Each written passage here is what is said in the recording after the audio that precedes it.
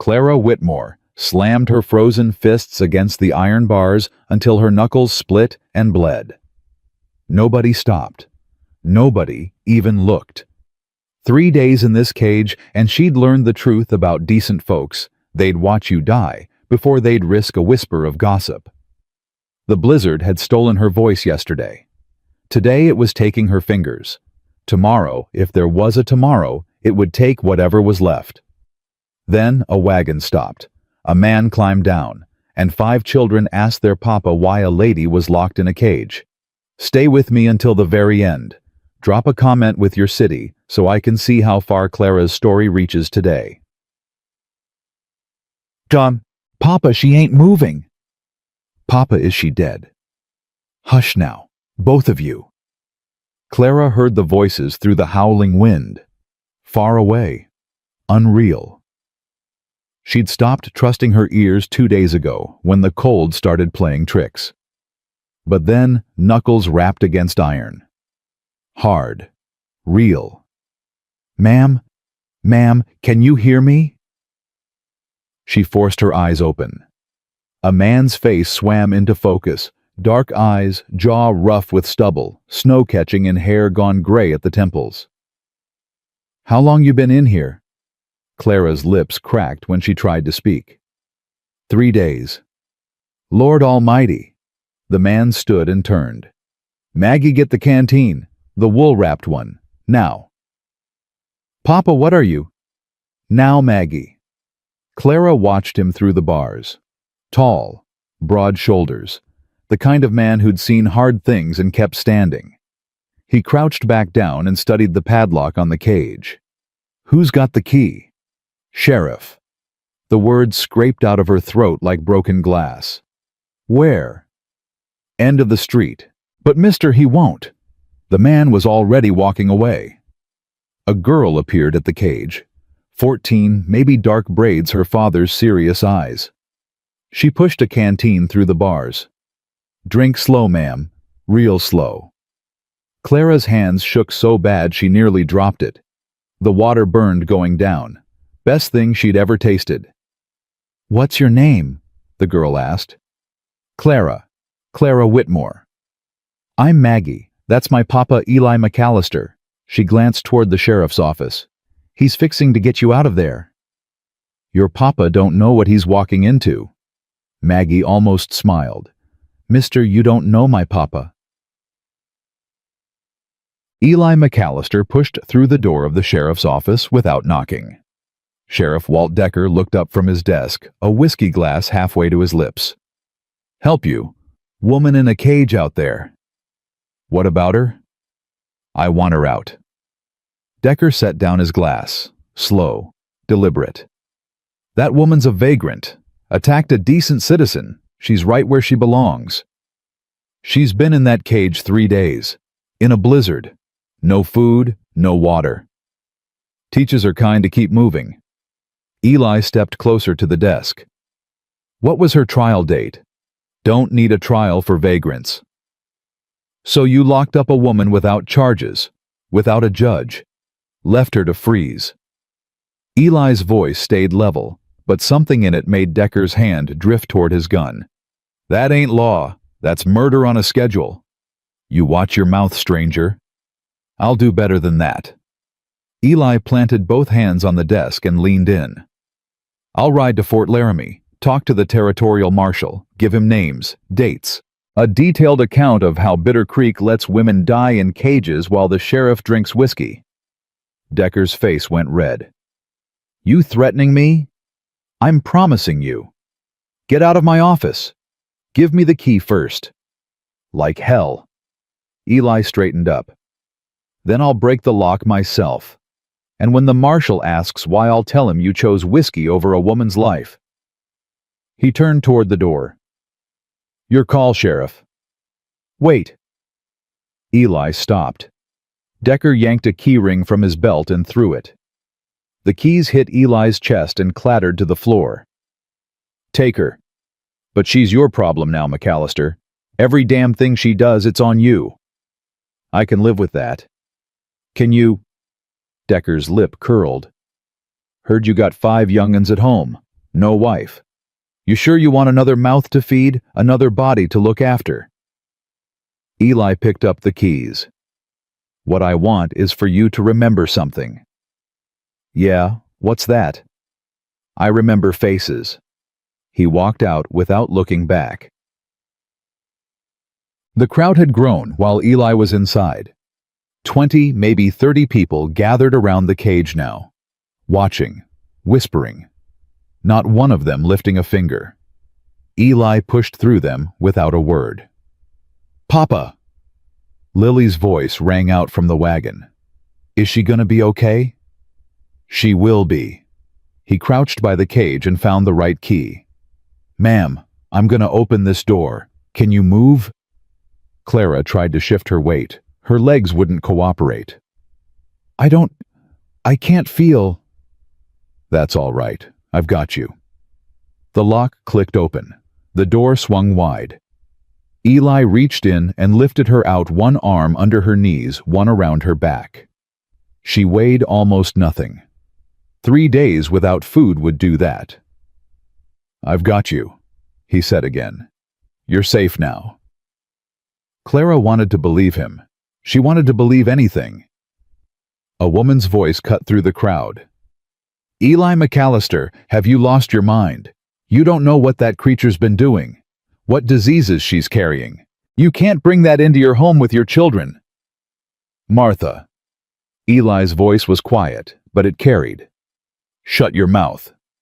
Gasps rippled through the crowd. I beg your pardon? I said shut your mouth. He was already walking toward the wagon. Y'all stood here 3 days watching this woman die. Not one of you brought water. Not one of you asked questions. Not one of you did a damn thing except feel righteous about it. He stopped and turned Clara still in his arms. So don't you dare tell me what I can and can't do. You lost that right when you chose cruelty over decency. Silence. Complete ringing silence. Eli turned back to the wagon and set Clara on the tailgate. 5 pairs of eyes stared at her, curious, worried, wondering. Young'uns, this is Miss Clara. She's coming home with us. Is she sick, Papa? The smallest girl, wild brown curls, fierce gray-green eyes. She's cold and hungry, that's all. I ain't scared of cold and hungry. The girl scooted closer and pressed herself against Clara's side. I'm Lily. I'm 6. That's Tommy, he's 4, but he acts like 2. That's Abby, she don't talk much but she draws real good. That's Josie, she's smart but she asks too many questions. And that's Maggie, she thinks she's mama, but she ain't. Lily, Maggie's voice held warning. What, I'm being hospitable. Tommy crawled over and peered up at Clara with huge dark eyes. He was clutching a battered stuffed bear. Bear wants to know if you're an angel. Clara's throat tightened. I'm not an angel, sweetheart. That's okay. Tommy climbed into her lap without asking permission. Bear don't care. He likes you anyway. The wagon lurched forward. Clara held Tommy against her chest, wrapped in blankets that smelled like cedar and wood smoke. The other children had arranged themselves around her, Lily pressed against her left side. Abby tucked quietly against her right. Josie watching from across the wagon bed with curious eyes behind smudged glasses. Maggie sat apart, her expression guarded. Miss Clara, Josie pushed her glasses up. Why'd they put you in that cage? Josie, Maggie said. Don't. I'm just asking. It's all right. Clara looked at the girl with the 2 curious eyes. They put me there because I was alone, poor, nobody to speak for me. That ain't a crime. It is in some places, to some people. That's stupid. Yes, it is. Lily tugged on Clara's sleeve. Were you scared? Very scared. I wouldn't be scared. Lily lifted her chin. I ain't scared of nothing. That's brave of you. I know. Abby, who hadn't spoken a word, reached into her pocket and pulled out a wrinkled hair ribbon. Blue faded, clearly precious. She held it out to Clara. Abby, no, Maggie said sharply. That was Mama's. I know. Abby's voice was barely above a whisper. She needs it more. Clara stared at the ribbon. Such a small thing. Such an enormous gift. I can't take this, sweetheart. Please. Abby's brown eyes were solemn. Mama would want you to have it. She always said pretty things should go to people who need pretty things. Clara looked at Maggie, uncertain. Maggie's jaw was tight, but after a long moment, she gave a short nod. Take it. Abby don't offer things she don't mean. Clara took the ribbon with trembling fingers. Thank you, Abby. I'll keep it safe. Abby smiled, small, shy, transforming, and went back to her quiet corner. Tommy had fallen asleep against Clara's chest, his stuffed bear smooshed between them. His breath was warm and even, and he smelled like little boy dirt and sunshine and something sweet. When was the last time someone had trusted her enough to fall asleep in her arms? She couldn't remember. Miss Clara? She looked up.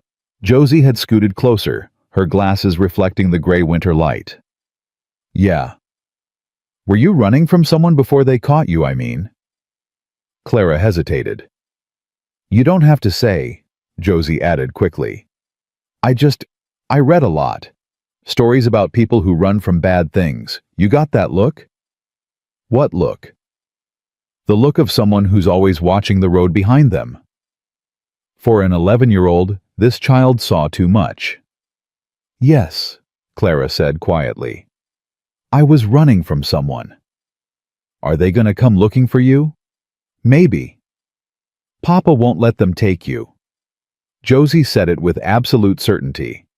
He won't let anyone take you. Your papa just met me. Don't matter. Papa says you measure a man by what he does when no one's making him do right. He saved you when everyone else walked past. That means you're his responsibility now. She pushed her glasses up again. That's how Papa thinks. Clara looked toward the front of the wagon where Eli sat with his back to them, guiding the horses through the snow. His shoulders were tense. He hadn't said a word since they left town. What kind of man saw a stranger in a cage and risked everything to set her free? What kind of man took on another burden when he already had 5 children and no wife? Your mama, Clara said carefully. How long has she been gone? The wagon went quiet. Even Lily stopped fidgeting. Maggie answered. 4 years this spring. I'm sorry. Don't be. It wasn't your fault. Maggie's voice was flat, practiced. She had Tommy, and then she got sick, and then she died. That's just what happened. Maggie. Josie's voice was soft. What? It's true. You don't gotta say it like that. How should I say it? Should I cry? Would that make everyone feel better? Maggie's eyes were bright and hard. She's dead. She ain't coming back. Crying don't change nothing. Tommy stirred against Clara's chest. Maggie's sad, he mumbled sleepily. She gets mean when she's sad. I ain't mean. You are too. Shut up, Tommy. Papa says, don't say shut up. Papa ain't here. I'm telling. Go ahead and tell. See if I care. Enough. Clara's voice was quiet but firm. Both of you. Maggie's head snapped toward her. You don't get to tell us. You're right. I don't. Clara met the girl's furious gaze without flinching. But your little brother's scared and tired, and he doesn't understand why you're yelling. So maybe yell at me later when he's not listening. For a long moment, Maggie just stared at her. Then, something in her face cracked. Just a little. Just enough. Fine. She turned away, arms crossed tight. Whatever. It wasn't forgiveness. It wasn't acceptance. But it was something. Tommy had gone back to sleep, his small fist curled around Bear's ear. Lily was watching Clara with newfound respect. You stood up to Maggie, she whispered. Nobody stands up to Maggie. Everyone's allowed to be sad. Nobody's allowed to be mean to their little brother. Lily considered this.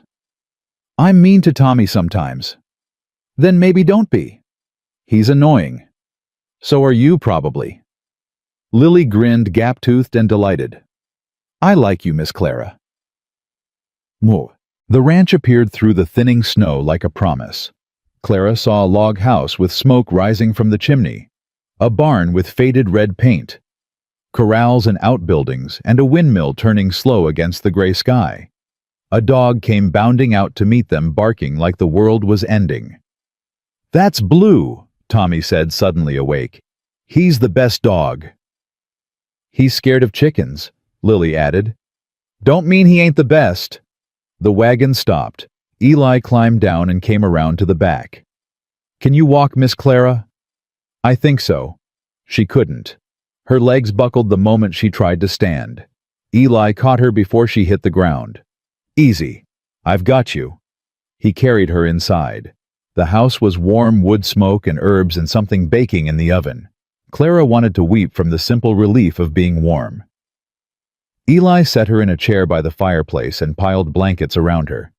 Maggie, heat up the stew. Josie, get the extra quilts from the chest. Abby, find some clean stockings, her feet are nearly frozen. Lily, keep Tommy out of trouble. I ain't trouble, Tommy protested. You're always trouble, Lily said, but she grabbed his hand and led him away. The children scattered to their tasks. Eli crouched in front of Clara, checking her hands, her feet, her face. Fingers look bad. Doc Winters lives about 3 miles out. I'll fetch him tomorrow if the snow lets up. You don't have to. Yeah, I do. He stood. You hungry? Starving. Maggie's stew will fix that. Rest now. We'll talk later. He walked away before she could argue. Later came after dark. The children had been fed, washed, and wrestled into bed. Clara had eaten 2 bowls of stew and half a loaf of bread. She felt almost human again. Eli sat in the chair across from her, staring into the fire. He hadn't said much during supper, just watched his children and occasionally answered their questions with grunts or nods. Thank you, Clara said finally, for everything. He didn't look at her. Don't thank me yet. Why not?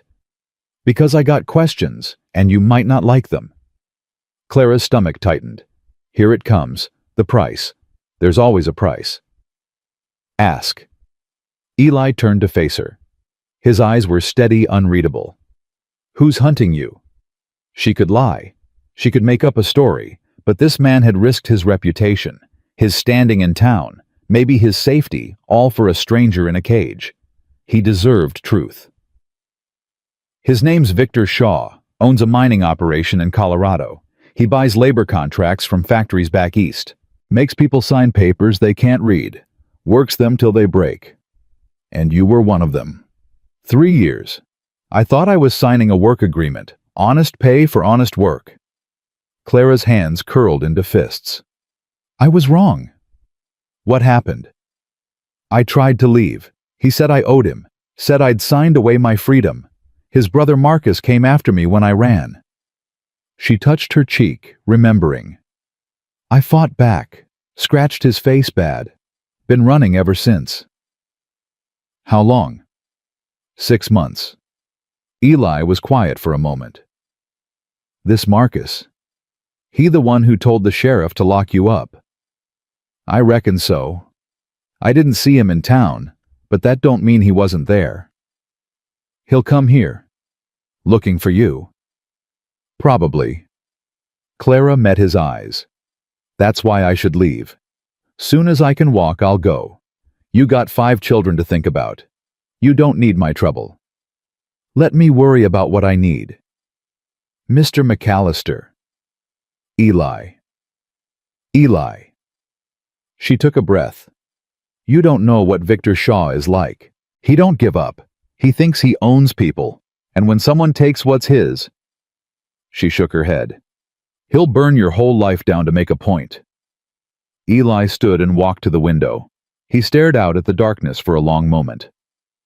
I was at Antietam, he said quietly. 18 years old.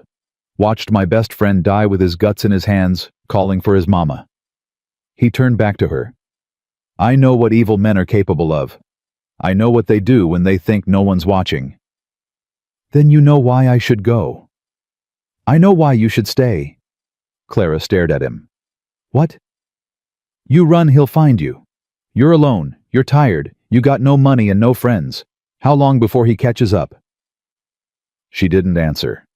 She didn't have to. You stay here, you got a roof, food, people who'll stand with you. Eli's voice was steady. Victor Shaw wants a fight, fine. Let him come.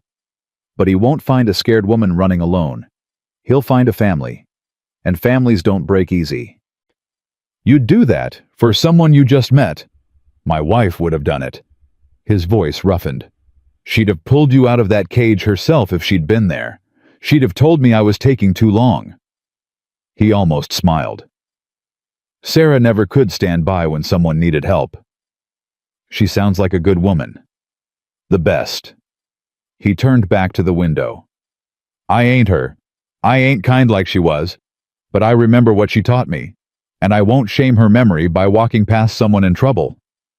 Clara felt tears burning in her eyes. She'd spent so long expecting cruelty that kindness felt like a foreign language. I'll work, she said. I'll earn my keep. Cooking, cleaning, mending, whatever you need. We'll sort that out tomorrow. And if Shaw comes? When Shaw comes? Eli's jaw tightened. We'll be ready. You can't promise that. No, but I can promise I won't let him take you without a fight. He looked at her, and something in his eyes made her breath catch. I don't make promises I can't keep, Miss Clara. So when I tell you you're safe here, I mean it. She wanted to argue. She wanted to list all the reasons this was a terrible idea, all the ways it could go wrong, all the people who could get hurt. Instead, she said, Thank you. Don't thank me yet, he said again. Thank me when this is over. Clara climbed to the loft on legs that still trembled. The space was small, barely enough room for the thin pallet and pile of quilts, but it was private, warm, safe. She lay down and stared at the ceiling, listening to the house settle around her. Wind against the walls, embers popping in the fireplace, the soft murmur of children's voices from the bedroom below. She thought about Eli McAllister, about his steady hands and careful words, and the sadness that lived behind his eyes. She thought about 5 children who'd lost their mother and still had room in their hearts for a stranger. She thought about Victor Shaw, somewhere out there in the darkness, hunting. And she thought about the cage in Bitter Creek, the iron bars and the freezing cold and the absolute certainty that she was going to die alone and forgotten. A man had stopped. A family had taken her in. Tomorrow the danger would still be there. The fear. The uncertainty. But tonight, for the first time in 6 months, Clara Whitmore slept without dreaming of running. She woke to the smell of bacon and the sound of arguing. I told you not to touch my book. I didn't touch your stupid book. Then why's it on the floor? Maybe it fell. Books don't just fall. Lily. Clara sat up slowly. Pale morning light filtered through the small window. The blizzard had passed, leaving behind a world of white and silence. She climbed down the ladder and found chaos in the kitchen. Maggie was at the stove flipping bacon with one hand while pointing accusingly at Lily with the other. Josie was on her knees gathering scattered pages from the floor. Abby sat in the corner with her sketchbook ignoring everyone. And Tommy was trying to feed pieces of bacon to his stuffed bear. Bear don't eat bacon, dummy, Lily said. He does too. He's made of cloth. So cloth don't eat. Good morning. 5 heads turned toward her. Tommy's face split into a grin. Miss Clara, you didn't disappear. Why would I disappear? Sometimes people disappear? His smile flickered. Mama disappeared. The kitchen went quiet. Clara crossed to where Tommy sat and crouched down beside him. Your mama didn't disappear, sweetheart. She died. That's different. What's different about it? Disappearing means someone left by choice. Dying means someone left because they had to. She touched his cheek gently. Your mama didn't want to leave you. She had to. There's no shame in that. Tommy thought about this. So she's not mad at me. Mad at you. Why would she be mad at you? Because I was being born when she got sick. His lower lip trembled. Maggie said, I never said that. Maggie's voice was sharp. I never said it was your fault. You said she got sick having me. That ain't the same as... Maggie stopped. Her face had gone pale. Tommy, I didn't mean... I know what you meant. Tommy's voice was very small. You meant she'd still be here if I wasn't. No. Clara's voice was firm. That's not what she meant. And that's not true. She tilted Tommy's chin up until he looked at her. Your mama wanted you. She loved you before you were even born. And getting sick, that wasn't because of you. Sometimes bodies just give out. It's not fair and it's not right, but it's not anyone's fault. Especially not yours. Promise. I promise. Tommy sniffled. Bear says thank you. Tell Bear he's welcome.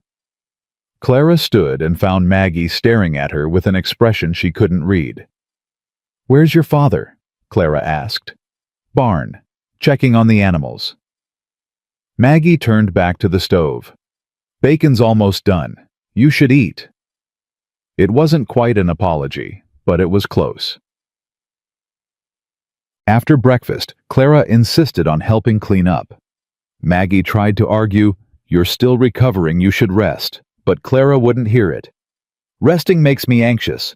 Give me something to do. So Maggie put her to work washing dishes while Josie dried, and Abby put them away. Lily and Tommy were sent to fetch firewood, which mostly meant Lily fetched firewood while Tommy supervised. Miss Clara, Josie handed her a wet plate. Can I ask you something? Depends on what it is.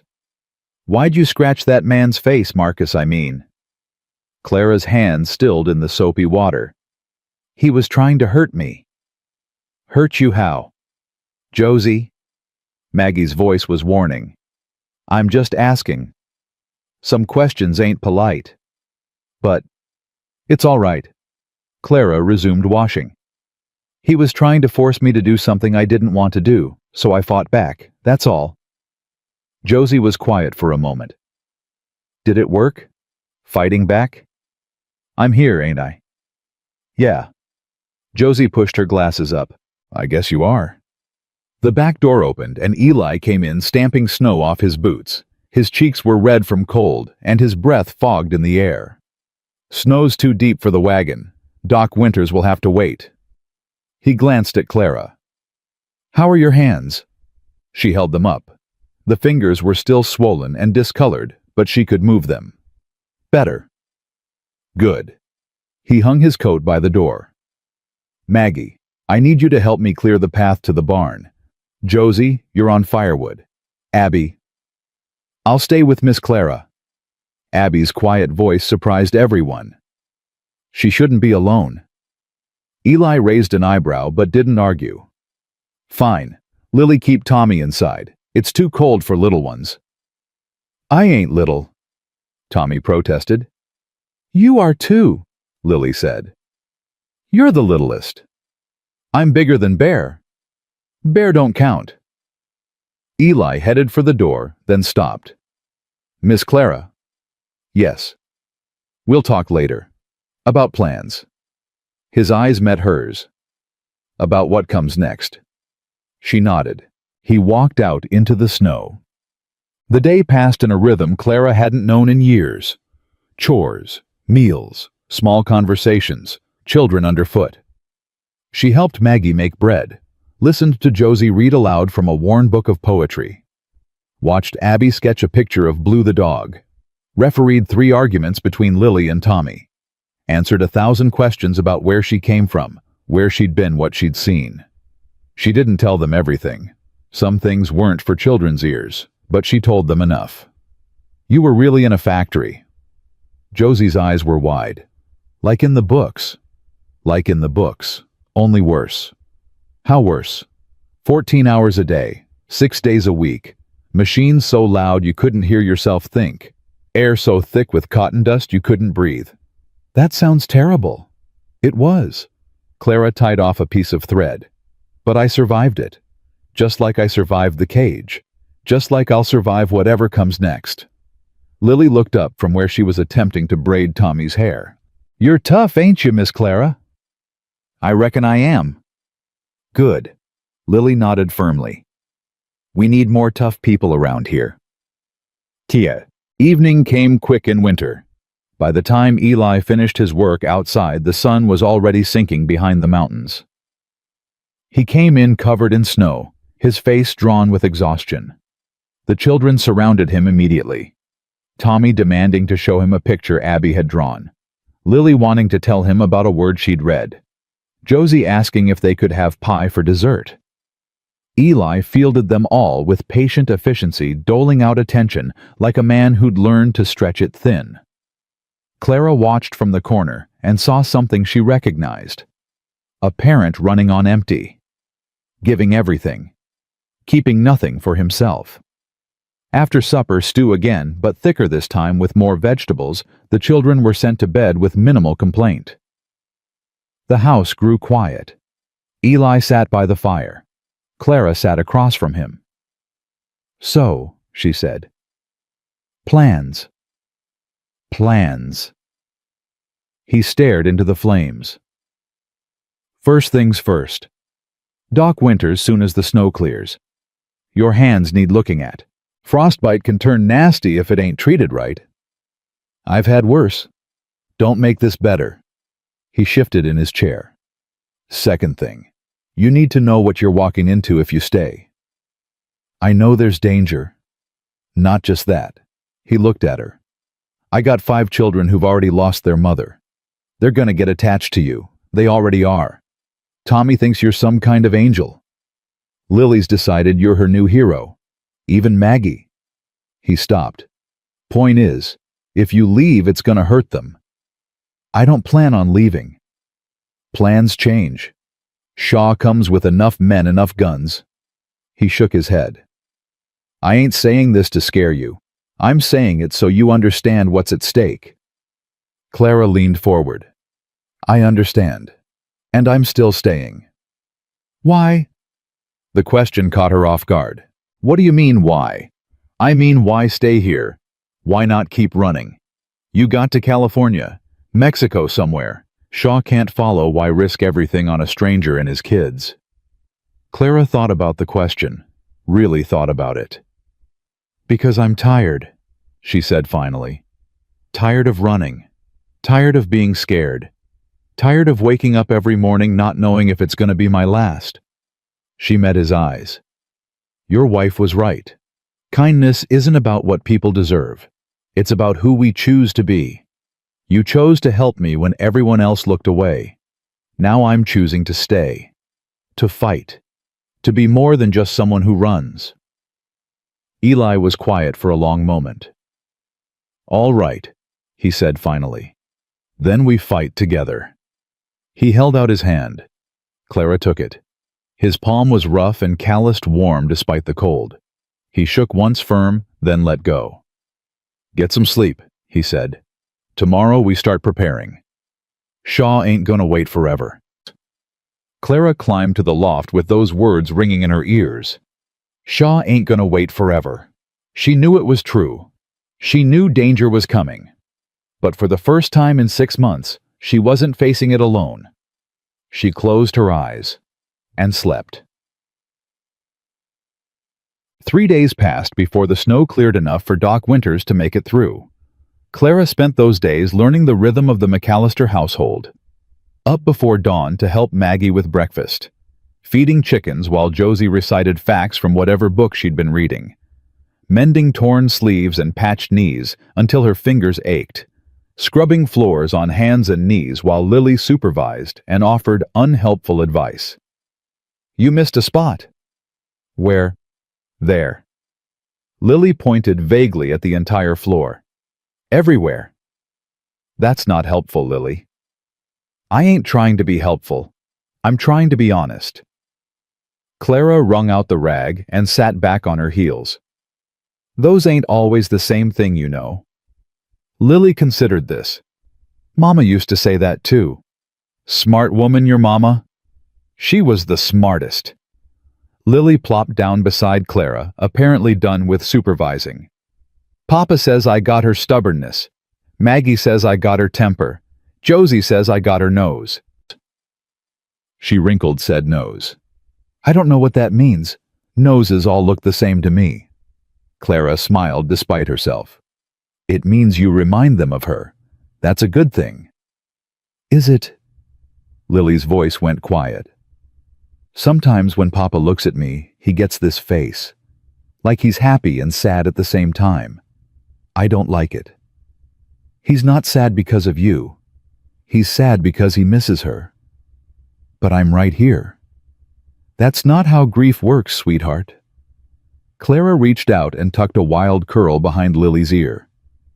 You can love someone who's here and still miss someone who's gone.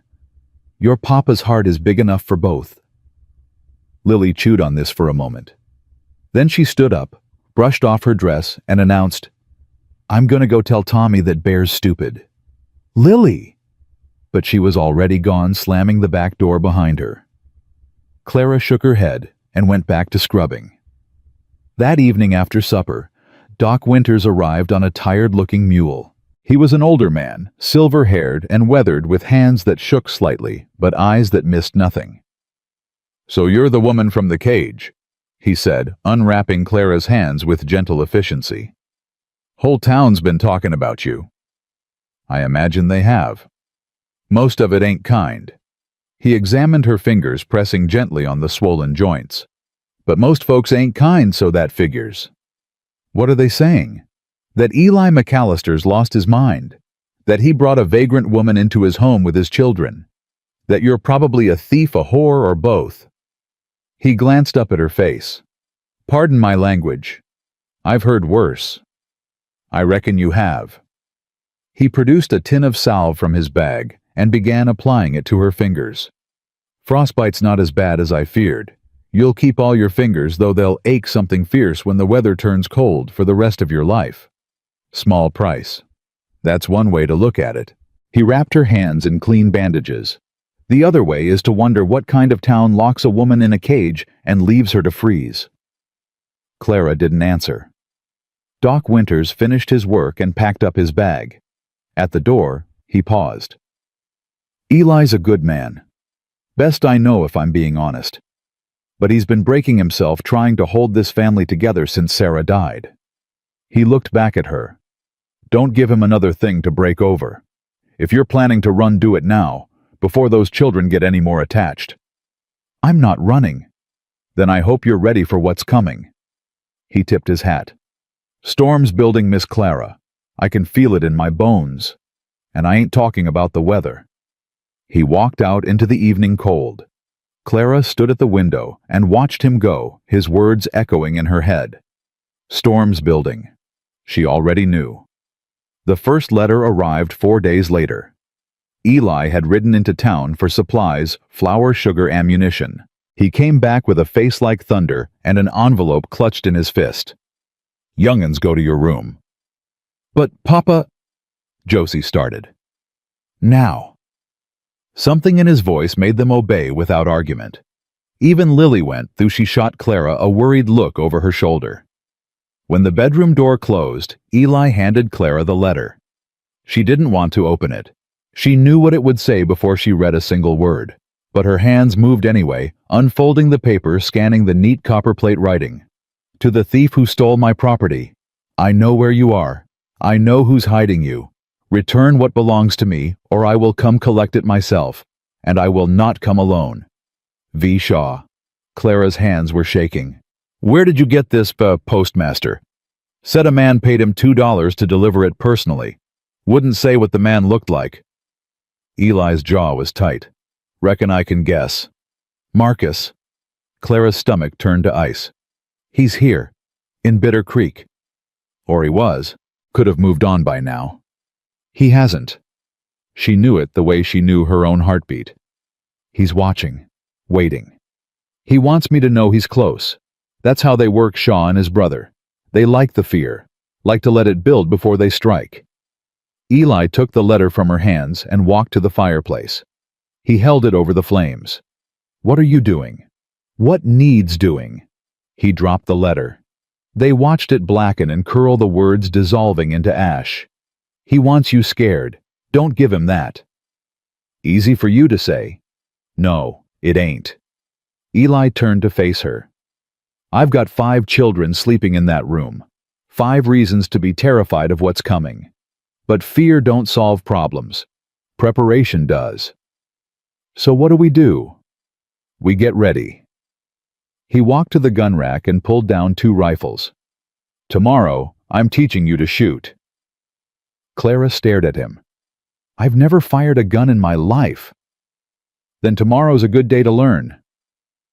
The lessons started at dawn. Eli set up targets behind the barn, tin cans on fence posts, old bottles lined up in the snow. He handed Clara a rifle and showed her how to hold it, how to sight along the barrel, how to breathe. "Squeeze the trigger. Don't pull. You pull, you'll jerk the barrel and miss." Clara squeezed. The rifle kicked against her shoulder, and the shot went wide by 3 feet. Again. She fired again, still wide. Again. 12 shots later, her shoulder was aching, and her ears were ringing, but she'd finally clipped one of the tin cans. "Better," Eli said. "Not good, but better." "Thanks for the encouragement." "You want encouragement, talk to Tommy. He thinks everything everyone does is amazing." Eli reloaded the rifle and handed it back. "I'm trying to keep you alive. That means being honest about where you're at." "And where am I at?" "You couldn't hit a barn door if you were standing inside the barn." He almost smiled. "But you're stubborn. That counts for something." "Papa," Maggie's voice came from the house. "Breakfast is ready." Eli looked toward the house, then back at Clara. "We'll practice again tomorrow.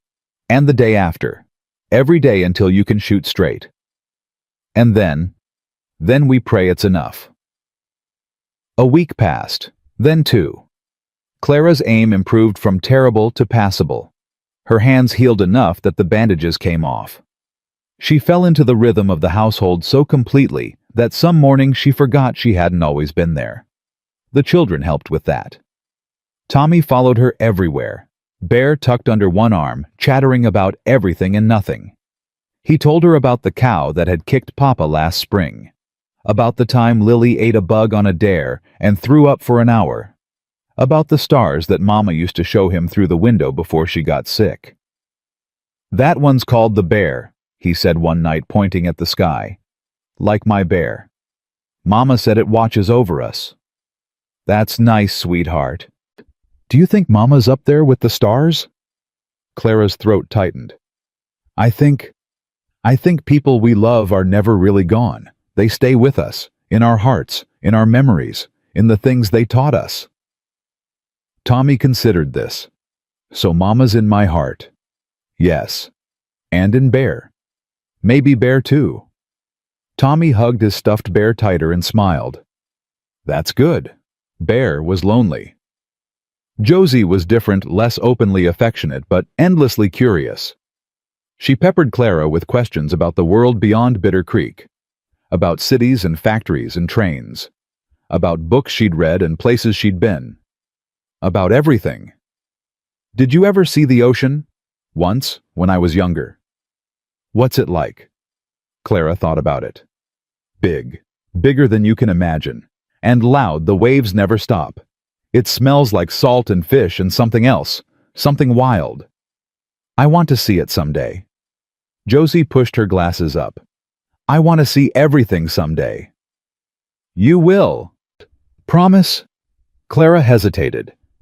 Promises were dangerous things. You couldn't control the future any more than you could control the weather. But Josie was looking at her with such hope, such desperate wanting. "I promise," Clara said. "Someday you'll see the ocean." Abby communicated in smaller ways. A drawing left on Clara's pillow, a picture of 6 figures standing outside a house labeled in careful letters, Papa, Maggie, Josie, Abby, Lily, Tommy, and a 7th figure standing slightly apart, labeled Miss Clara. "You put me in your picture," Clara said, finding Abby in the corner with her sketchbook. Abby nodded shyly. "You're part of us now." "Am I?" "You are." No hesitation, no doubt. Just simple truth the way only children could speak it. Clara felt tears threatening and blinked them back. "Thank you, Abby. That means more than I can say." Abby smiled that rare transformative smile and went back to her drawing. Lily showed her affection differently. Through competition, through challenges, through constantly trying to prove she was tougher, faster, braver than anyone else in the house. "I bet I can carry more firewood than you." "Probably." "I bet I can hold my breath longer than you." "Almost certainly." "I bet I can—" Lily paused, searching for something Clara couldn't beat her at. "I bet I can stand in the snow longer without shoes." "Lily, that's dangerous." "I ain't scared." "I know you ain't scared, but being brave and being stupid ain't the same thing." Clara caught Lily's arm before she could run outside barefoot. "Save your bravery for when it matters. Don't waste it on proving points." Lily glared at her. "You sound like Mama." "I'll take that as a compliment." It wasn't meant as one. But Lily stopped trying to run outside, so maybe it was. Maggie was the hardest. She kept her distance, did her chores, answered questions with single words when possible, never sought Clara out, never asked for help, never ever let her guard down. Clara understood. Maggie had been the mother of this family for 4 years. She'd held them together through grief and loss and endless hard work. And now here was Clara stepping into that role without being asked, threatening everything Maggie had built. It would take time. Clara was willing to wait. The break came unexpectedly on a Tuesday afternoon. Clara was hanging laundry on the line. Frozen laundry, really, the clothes stiffening almost as soon as she pinned them up when she heard a sound from the barn. Crying. She followed the sound and found Maggie huddled in an empty stall, knees pulled to her chest, sobbing like her heart was breaking. "Maggie!" The girl's head snapped up. Her face was red, blotchy, streaked with tears. "Go away!" "Maggie, what happened?" "I said, go away!" She was on her feet now, fists clenched, whole body shaking. "You're not my mother. You can't just come in here and—" Her voice broke. "You can't fix this." Clara stood very still. "What's this?" "Everything." Maggie's voice cracked. "Everything is broken and wrong and I can't. I've been trying to hold it together for 4 years and I'm tired and Papa's tired and the young'uns keep asking about Mama and I don't know what to tell them and now you're here and they like you. And what if you leave too? What if you die like she did? What if—" She collapsed against the stall wall, sliding down until she was sitting in the hay, sobbing so hard she couldn't breathe. Clara crossed to her and sat down. Not too close, just close enough. "I might leave," she said quietly. "Or die, or disappear. I can't promise you I won't." Maggie looked up at her eyes, wet and furious. "Then why are you here?" "Because I can promise something else." Clara met her gaze. "I can promise that right now, today, I'm staying. And tomorrow, if I'm still here, I'll promise the same thing. And the day after that. As many days as I've got, I'll keep promising." "That's not enough." "No, it's not." Clara's voice was gentle. "But it's all anyone can give, Maggie. Even your mama. She didn't promise you forever, she couldn't. She just gave you every day she had. And then one day she didn't have any more. That wasn't her fault. That wasn't anybody's fault. That's just life." Maggie was quiet for a long moment. The tears kept coming, but slower now, less violent. "I miss her," she whispered. "I miss her so much it hurts." "I know. I don't want to forget her. You won't. But I'm starting to. Her voice, her smell, the way she laughed." Maggie's hands were shaking. Sometimes I wake up and I can't remember her face, and it scares me. It scares me more than anything." Clara reached out slowly, giving Maggie time to pull away. She didn't. "You won't forget her," Clara said, "but you might remember her differently. Pieces instead of the whole, moments instead of days. That's how grief works. It changes the shape of memory, but it doesn't erase it. Not ever." "How do you know?" "Because I lost my mother too, and my brothers and sisters, 15 years ago now." Clara's voice was steady, though the words hurt to say. "I can't always remember their faces, but I remember how they made me feel. Safe, loved, like I belonged somewhere.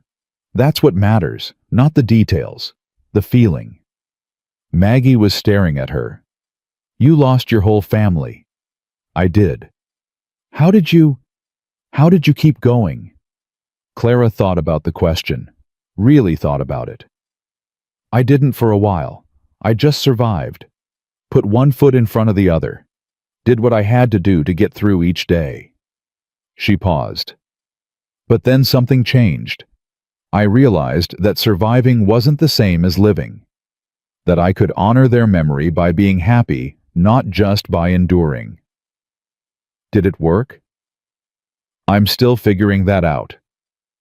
Clara managed a small smile. "But sitting here with you in this barn on this ranch, this feels closer to living than anything I've had in a long time." Maggie was quiet. The tears had stopped. Her breathing was evening out. "I don't hate you," she said finally. "I know it seems like I do, but I don't. I know. I'm just scared. I know that too." Maggie wiped her eyes with the back of her hand. "The young'uns really like you. They're good kids. They're terrors. But yeah, good ones." Maggie almost smiled. "Tommy thinks you're an angel. He won't shut up about it." "I'm not an angel." "I know. Angels don't scrub floors or burn porridge." This time the smile reached her eyes. "But you're not bad. For a stranger from a cage. High praise. Don't get used to it." They sat together in the barn until the light faded, not talking, just existing in the same space, learning the shape of each other. It wasn't forgiveness exactly. It wasn't trust. But it was a beginning. That night after supper, Eli found Clara sitting on the porch, wrapped in a blanket, watching the stars. "Saw you and Maggie coming out of the barn earlier," he said, settling into the chair beside her. "She looked like she'd been crying." "She had been." "She talked to you?" "Some." Eli was quiet for a moment. "She doesn't talk to anyone. Not about the real stuff. Not since Sarah died. Maybe she just needed someone outside the family. Someone who wouldn't fall apart if she did. Maybe." Eli's voice was rough. "I should have been there for her more. Should have seen how much she was carrying." "You were carrying just as much." "That's not an excuse." "No, it's just a fact." Clara looked at him. "You did your best, Eli. You kept them fed and clothed and together. That's more than most men could have done." "Doesn't feel like enough." "It never does. That's what being a parent means. Feeling like you're failing even when you're not." He turned to look at her, something shifting in his expression. "How do you know that you don't have children?" "No, but I practically raised my younger siblings before they died." Clara pulled the blanket tighter. "I was 12 when Mama got sick the first time. I did everything: cooking, cleaning, nursing, teaching. For 4 years I held that family together. And then the cholera came and took them all anyway." "Lord." Eli's voice was soft. "I didn't know." "Nobody does. Nobody asks." She shrugged. "It was a long time ago. But some things you don't forget. And some lessons you learn so deep they become part of who you are." "What lessons?" "That love isn't enough to save people. That doing everything right still leads to loss sometimes. That the only thing you can control is how you carry the grief." Clara looked back at the stars. And that carrying it doesn't have to mean carrying it alone. Eli was quiet for a long time. Sarah used to say something like that, he said finally. Used to say that grief was too heavy for one person, that it needed to be shared. Smart woman. She was. His voice caught. I miss her every day. But lately... He stopped. Lately what? Lately it hurts a little less, and I don't know if that's good or bad.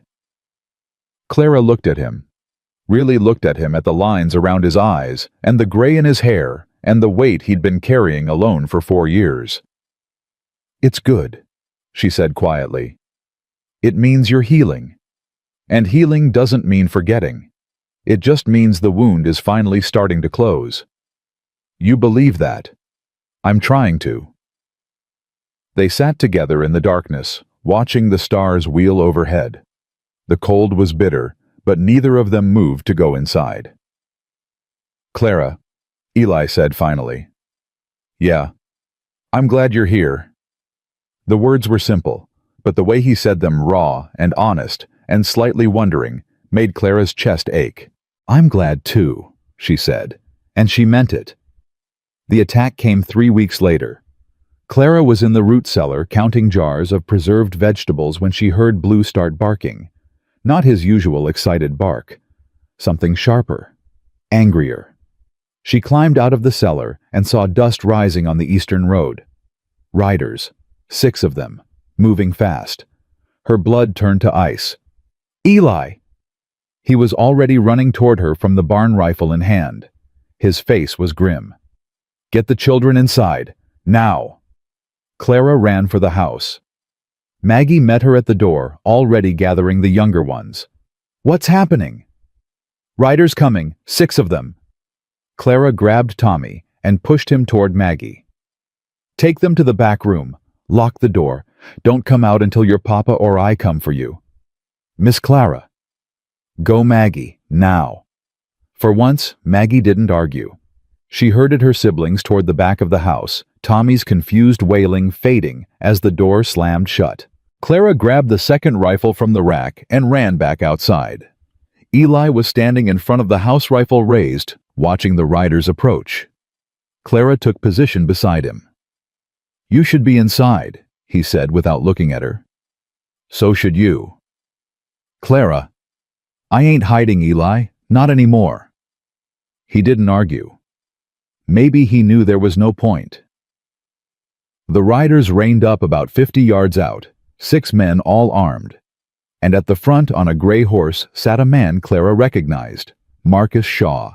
The scar on his face, the one she'd put there, stood out red and angry against his pale skin. He was smiling, and that smile made Clara's stomach turn.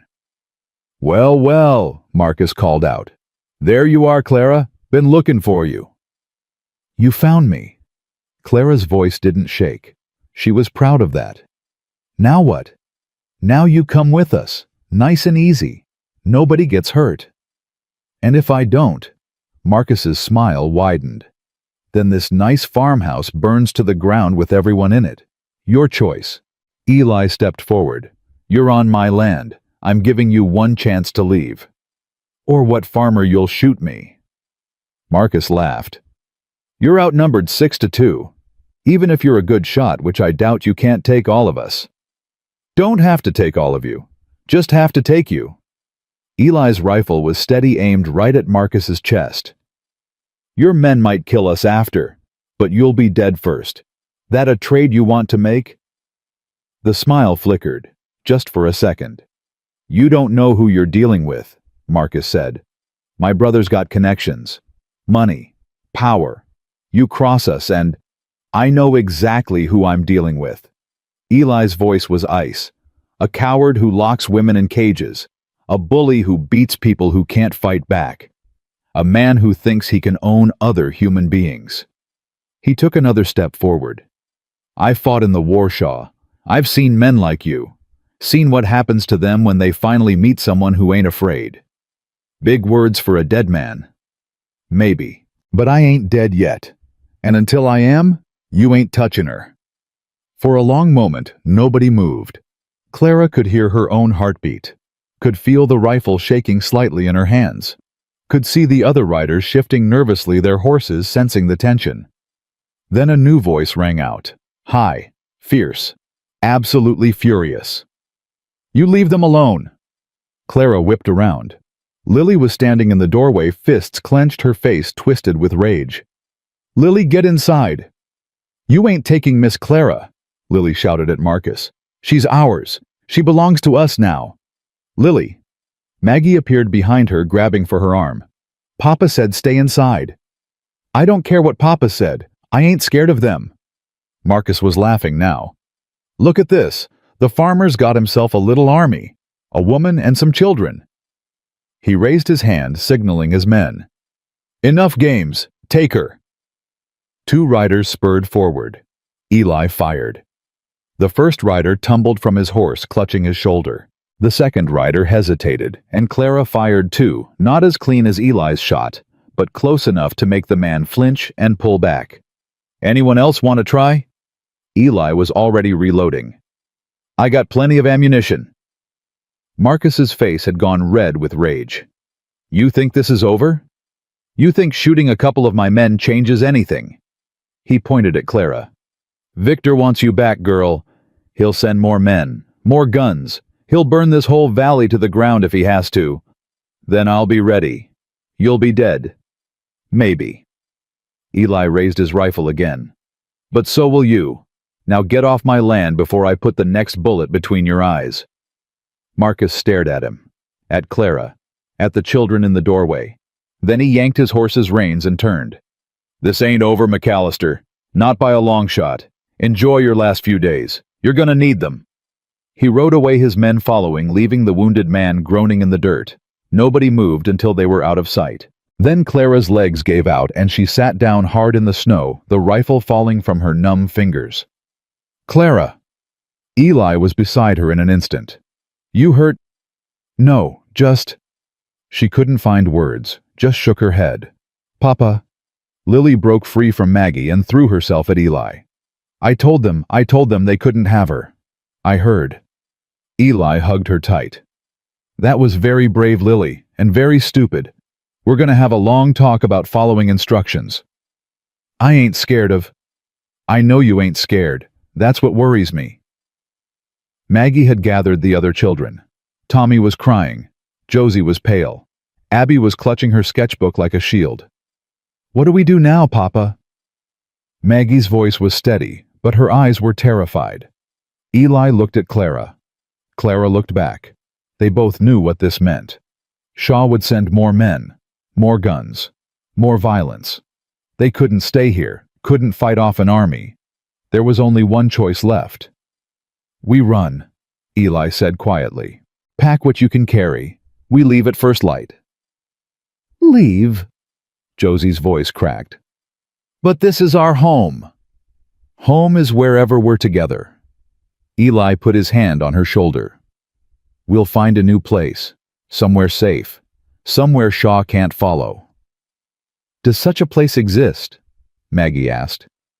Clara thought about the question, about Victor Shaw and his endless reach, about Marcus and his promise of vengeance, about the wounded man still groaning in the snow. "We'll find out," she said, "together." That night, nobody slept. Clara helped Maggie pack food and supplies. Eli loaded ammunition and checked the wagon.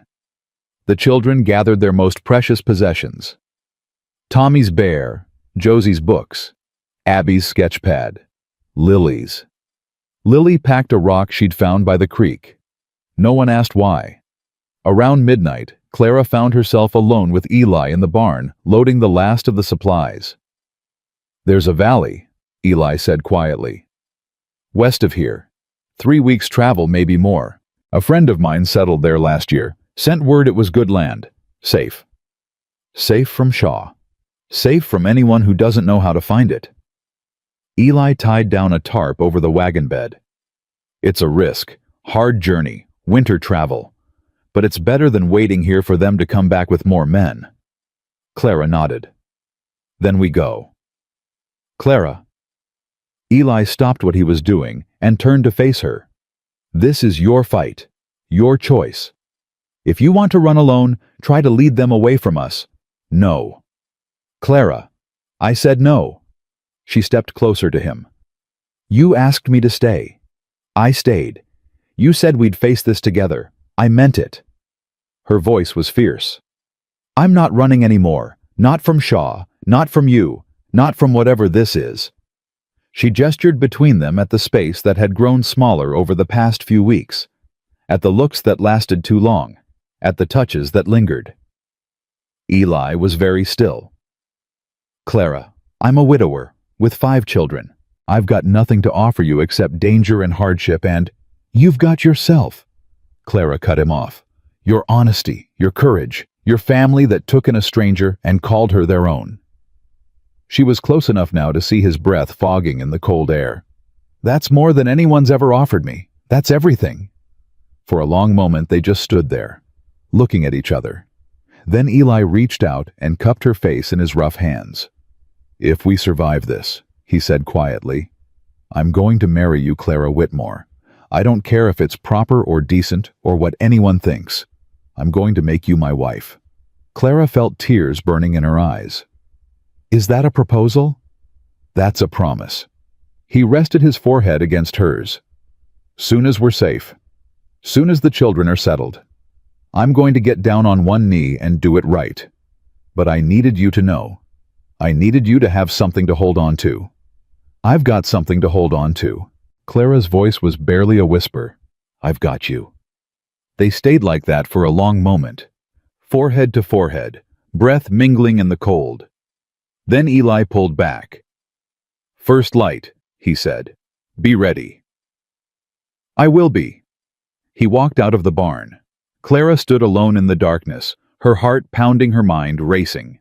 Tomorrow they would run. Tomorrow they would leave everything behind and head into the unknown. But tonight, for just a few more hours, she let herself believe in the future, in safety, in love, in the promise of a man who'd seen her at her lowest and chosen to lift her up. First light came too fast. They loaded the wagon in silence. The children were sleepy and scared, bundled in every piece of warm clothing they owned. Even Lily was quiet, her usual bravado subdued by exhaustion and fear. Clara helped Tommy into the wagon and tucked blankets around him. He clutched bare against his chest and looked up at her with huge dark eyes. Are we going to be okay, Miss Clara? She wanted to lie, wanted to promise him safety and happiness and everything good. Instead, she said, We're going to try, sweetheart. We're going to try real hard. It wasn't enough, but it was honest. Eli climbed onto the driver's seat and took up the reins. He looked back at his children, at Clara, at the house where he'd built a life with Sarah. Say goodbye, he said quietly. We ain't coming back. The children looked at the house, at the barn, at the graves on the hill where their mother was buried. Maggie was crying silently. Josie was holding Abby's hand. Lily was very still. Bye, Mama, Tommy whispered, waving at the graves. We gotta go now. But don't worry. Miss Clara's gonna take care of us. Clara felt her heart crack open. Eli snapped the reins.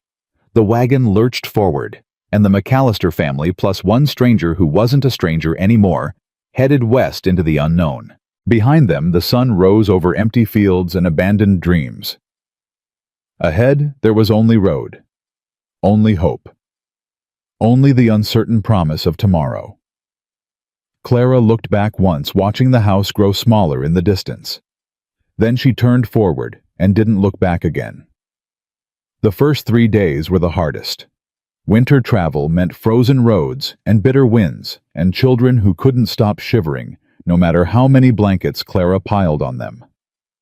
Tommy came down with a fever on the second night, his small body burning hot, while the world around them turned to ice. He needs to be warm, Clara said, holding him against her chest in the back of the wagon. Really warm, not just blankets. Eli pulled the wagon off the road and into a stand of trees that offered some shelter from the wind. We'll make camp here, build a fire. Fire means smoke. Smoke means Shaw's men can find us. Tommy dies if he stays cold. Eli's voice was flat. I'll take my chances with Shaw. So, they built the fire. Clara held Tommy close while Maggie heated water for broth, and Josie read aloud from her book of poetry, trying to keep the younger children calm. Lily sat watch at the edge of their camp, her small face fierce with determination. I'll see them coming, she promised. I got good eyes. I know you do, sweetheart. Clara didn't have the heart to tell her that Shaw's men would see their fire long before Lily saw them. Abby crawled over and pressed herself against Clara's side, watching Tommy's flushed face with worried eyes. Is he gonna die? No. Clara said it with more certainty than she felt. He's gonna be fine. He just needs rest and warmth and love. Mama died when she was sick. Clara's heart clenched. I know, sweetheart, but Tommy's not gonna die. I won't let him. Promise? Clara looked down at the little boy in her arms, his dark hair damp with sweat, his breathing shallow and labored, his stuffed bear clutched against his chest, even in sleep. I promise, she said. It was a dangerous promise, the kind that could break you if it didn't come true. But Abby needed to hear it, and Clara needed to say it. Tommy's fever broke on the third night. Clara woke to find him looking up at her with clear eyes, his forehead cool for the first time in days. Miss Clara! Hey, sweetheart, how do you feel? Hungry. Clara laughed a real laugh, the first one in days. That's a good sign. Let's get you some food. Eli was already awake, stirring the embers of their small fire. He looked up when Clara emerged from the wagon with Tommy in her arms. Fever broke. Fever broke. Something in Eli's face relaxed. He crossed to them and touched Tommy's forehead gently, checking for himself. Thank God, he murmured. Thank God. Papa. Tommy's voice was small. Are we almost there? Almost, son. Few more days. My legs hurt, and my head, and Bear's tired. I know, but we gotta keep moving. Can you be brave for me? Tommy considered this. Then he nodded solemnly. Bear says he can be brave. So I can too. That's my boy. They pushed on. The landscape changed as they traveled west, flat plains giving way to rolling hills, then to steeper terrain that made the horses strain and the wagon creak in protest. Eli drove them hard, stopping only when absolutely necessary, always watching the road behind them. On the fifth day, they reached a small settlement called Miller's Crossing. Just a trading post and a handful of buildings, but it had supplies they needed, and news Eli was desperate to hear. Wait here, he told Clara. Keep the children in the wagon. I'll be quick. He was gone for nearly an hour. When he came back, his face was grim. What is it? Clara asked as he climbed onto the driver's seat. Shaw's men. They've been through here. Asking about a wagon with a man, a woman, and 5 children. He snapped the reins, urging the horses forward. We've got maybe a day's lead on them, maybe less.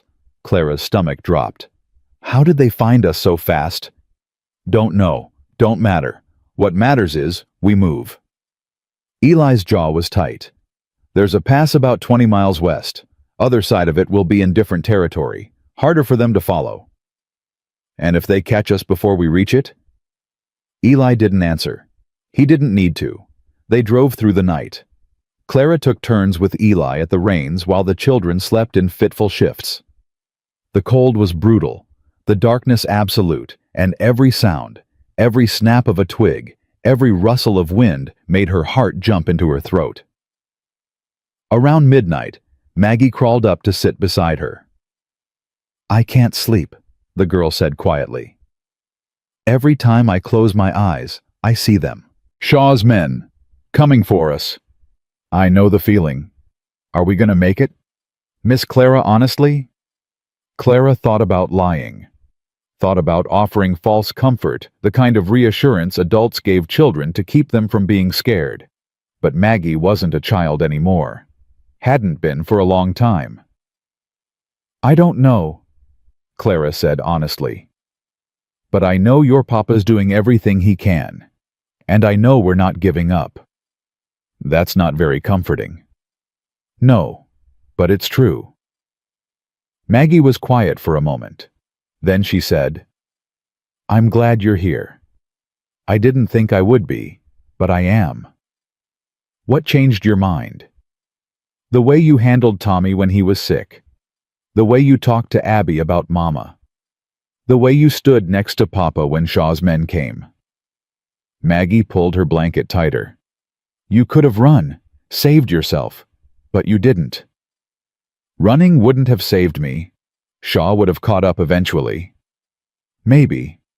But you still could have tried. Instead, you stayed. Maggie looked at her. That means something.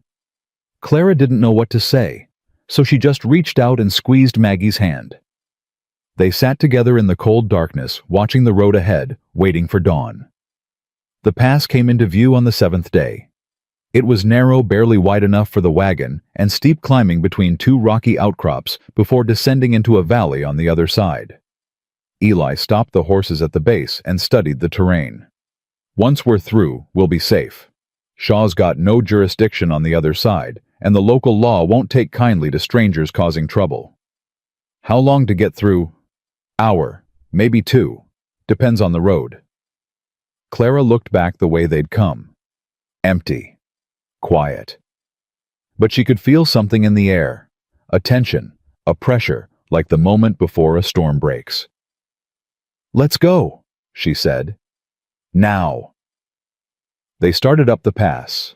The road was worse than Eli had expected, rutted and icy with drops on either side that made Clara's stomach lurch every time the wagon swayed. The children were silent, sensing the danger, holding on to each other as the horses struggled forward. They were halfway through when Lily's voice rang out. Papa, behind us. Clara turned and felt her blood freeze. Riders, 4 of them, coming fast up the pass behind them. Eli. I see them. His voice was calm, but his hands were white-knuckled on the reins. Hold on. He snapped the reins hard, urging the horses into a dangerous trot. The wagon lurched and swayed, wheels skidding on the icy road. Clara grabbed Tommy and Abby, pulling them close while Maggie held on to Josie and Lily. Faster, Papa!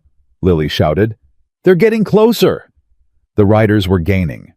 Clara could see their faces now, hard men on hard horses, guns drawn, shouting at each other as they closed the distance. We're not going to make it, Maggie said, her voice cracking. Papa, we're going to make it. Eli's voice was iron. Everyone hold on. This is going to get rough. He yanked the reins, steering the wagon around a sharp turn. The wheels screamed against rock.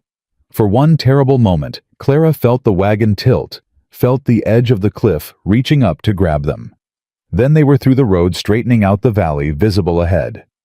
But the riders were still coming. A gunshot cracked through the air. Then another. Clara ducked instinctively, covering the children with her body. Stay down, Eli shouted. Everyone stay down. I can shoot. Clara fumbled for the rifle. Give me a chance. You shoot, you might hit one. But you won't hit all 4. Just stay down and hold on. Another shot. This one hit the wagon, splintering wood inches from Clara's head. Tommy was screaming. Abby was crying. Even Lily had gone pale, her earlier bravery crumbling in the face of real violence. And then voices ahead of them. Clara looked up and saw men on the ridge above the pass. A dozen of them, maybe more, with rifles raised and faces hard as stone. That's far enough, one of them shouted down at the riders. You're in Pine Valley territory now. Turn around or we open fire. The riders skidded to a halt. For a long, terrible moment, nobody moved. Then the lead rider, a man Clara didn't recognize, spat on the ground and yanked his horse around. This ain't over, he shouted. Shaw's got a long reach. You think a valley's gonna save you? I think you've got about 10 seconds to get out of rifle range before we test that theory, the man on the ridge replied. 1, 2, 3. The riders fled.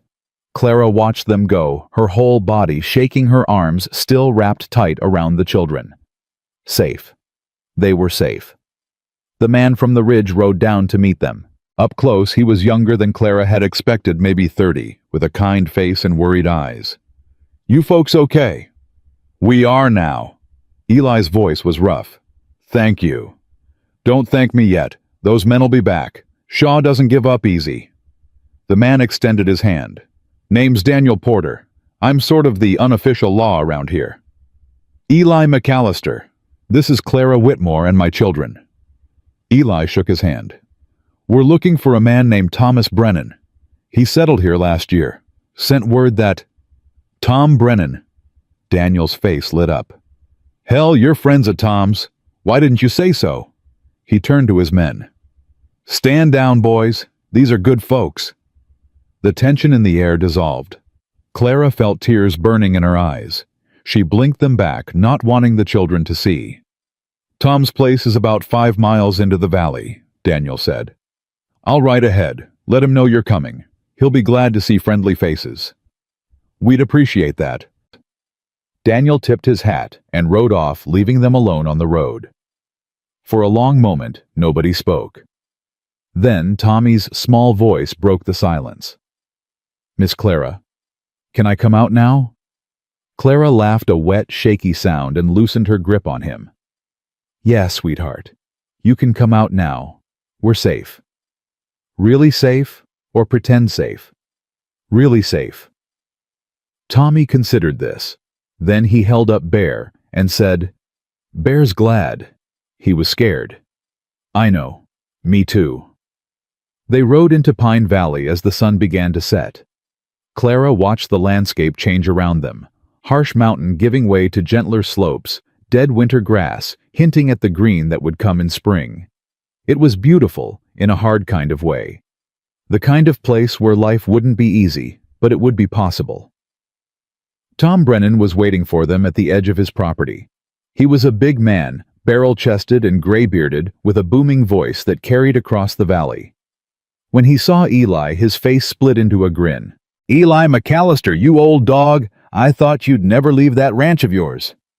"Didn't have much choice, Tom." Eli climbed down from the wagon and clasped his friend's hand. "Had some trouble back home." "I heard. Daniel told me." Tom's expression sobered. "Shaw's men." "Shaw's men." "Bastards." Tom spat on the ground. "Well, you're safe here. Valley's got its own ways of dealing with outsiders who cause trouble." He looked past Eli to the wagon where Clara was helping the children down. "And who's this?" "Clara Whitmore. She's—" Eli paused, and Clara saw something flicker across his face. "She's family." Tom raised an eyebrow, but didn't comment. "Well, any family of yours is welcome here. Come on, let's get you all inside. My wife's got stew on, and the young'uns look like they could use a hot meal." The Brennan house was warm and welcoming, larger than Eli's old place, with room enough for all of them. Tom's wife, a plump woman named Martha, with a quick smile and kind eyes, immediately took charge of the children. "Look at you poor things, frozen half to death. Come by the fire, all of you. Tommy, is it? What a handsome boy. And who's this Bear? Well, Bear needs to warm up too, doesn't he?" Within minutes, she had all 5 children settled by the fire with blankets and bowls of stew. Even Lily submitted to being fussed over, though she grumbled about not needing help. Clara stood back and watched something loosening in her chest. "She's good with children," she said quietly. "Martha always wanted a big family." Tom appeared beside her, 2 cups of coffee in his hands. He offered her one. "Never happened for us, but she mothers everyone who comes through here. It's her gift. It's a good gift. The best." Tom took a sip of his coffee. "So, you and Eli." Clara felt heat rise to her cheeks. "There's nothing—" "Don't bother lying. I've known that man for 20 years. I've never seen him look at anyone the way he looks at you." Tom's voice was gentle. "Sarah was a good woman. Best I ever knew, aside from my Martha. But she's been gone 4 years now, and Eli's been dying slowly ever since. I'm not trying to replace her. I know. That's not what I'm saying. Tom turned to face her fully. I'm saying that man deserves happiness, and from what I can see, so do you. So whatever this is between you, don't run from it. Don't let fear or guilt or the ghost of what came before steal something good. Clara didn't know what to say. Tom just smiled and patted her shoulder. Think about it. That's all I'm asking. He walked away, leaving her alone with her thoughts. That night, after the children were asleep in the Brennans' spare rooms, Clara found Eli sitting on the porch staring out at the dark valley. She sat down beside him without asking permission. Tom's a good man, she said. The best. He thinks we should stay here, build a new life. Eli nodded slowly. He offered me land. Enough for a house and some livestock. Said the valley could use more families. What did you tell him? That I needed to talk to you first. Clara's heart stuttered. Me? Why me? Eli turned to look at her. In the darkness, his eyes were unreadable, but his voice was soft. Because this isn't just my decision anymore. Because wherever I go, I want you there. Because... He stopped, took a breath. Because I meant what I said in the barn. I'm going to marry you, Clara Whitmore. If you'll have me. Eli. I know it's fast. I know it's complicated. I know you've got every reason to say no. He reached out and took her hand. But I also know that I love you. And I think I hope you might love me too. Clara looked at their joined hands, at this man who'd saved her from a cage and given her a family and fought for her when no one else would. I'm scared, she admitted. I've never let myself want things. It always seemed too dangerous. I know. And I don't know how to be a wife or a mother. I've never had a chance to learn.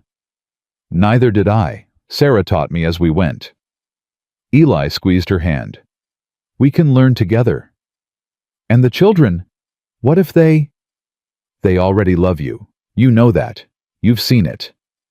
Clara felt tears sliding down her cheeks. She didn't try to stop them. I love you, she whispered. I didn't want to. I tried not to, but I do. Is that a yes? It's a yes. Eli pulled her close and kissed her gentle at first, then deeper, like a man who'd been starving and finally found food. Clara melted into him, letting herself feel safe for the first time in longer than she could remember. When they finally pulled apart, both of them were breathing hard. We should go inside, Clara said, before someone sees. Let them see. But Eli stood anyway, pulling her up with him. Tomorrow I'm telling the children. And then I'm asking Tom to help me build us a house. A house? A home. Eli cupped her face in his hands. Our home. Yours and mine and the children's. A place where Shaw can never touch us. A place where we can be a family. Clara leaned into his touch. I'd like that. So would I. They went inside together. The children took the news exactly as Clara expected. Tommy cheered so loud that Martha came running to see what was wrong. Abby smiled her rare, beautiful smile and immediately started sketching a picture of a wedding. Josie asked approximately 47 questions about the logistics of marriage and was only slightly disappointed when neither Clara nor Eli could answer all of them. Lily said, "Took you long enough." Maggie was the only one who didn't react immediately. She sat very still, her face unreadable, while her siblings celebrated around her. Clara watched her heart tight with worry. Finally, Maggie stood and walked out of the room. Clara followed. She found the girl standing behind the Brennans' house, staring out at the mountains, her arms wrapped around herself. Maggie. No answer. Maggie, if you're upset. I'm not upset. Maggie's voice was thick. I don't know. I don't know what I am. Clara moved to stand beside her. You can talk to me. Whatever you're feeling, it's okay. Is it? Maggie turned to face her eyes bright with unshed tears. Because I feel like I should be happy. Everyone else is happy. But all I can think about is Mama. About what she'd say if she knew Papa was getting married again. What do you think she'd say? Maggie was quiet for a long moment. I think she'd want him to be happy. The words came slowly, like they hurt to say. She always said Papa gave too much and kept too little, that he needed someone to take care of him the way he took care of everyone else. She sounds like a wise woman. She was. Maggie wiped her eyes with the back of her hand. I just miss her. And sometimes it feels like if we move on, if Papa marries someone else, it means she's really gone. Forever. Clara reached out and put her hand on Maggie's shoulder. Your mama's not gone, Maggie.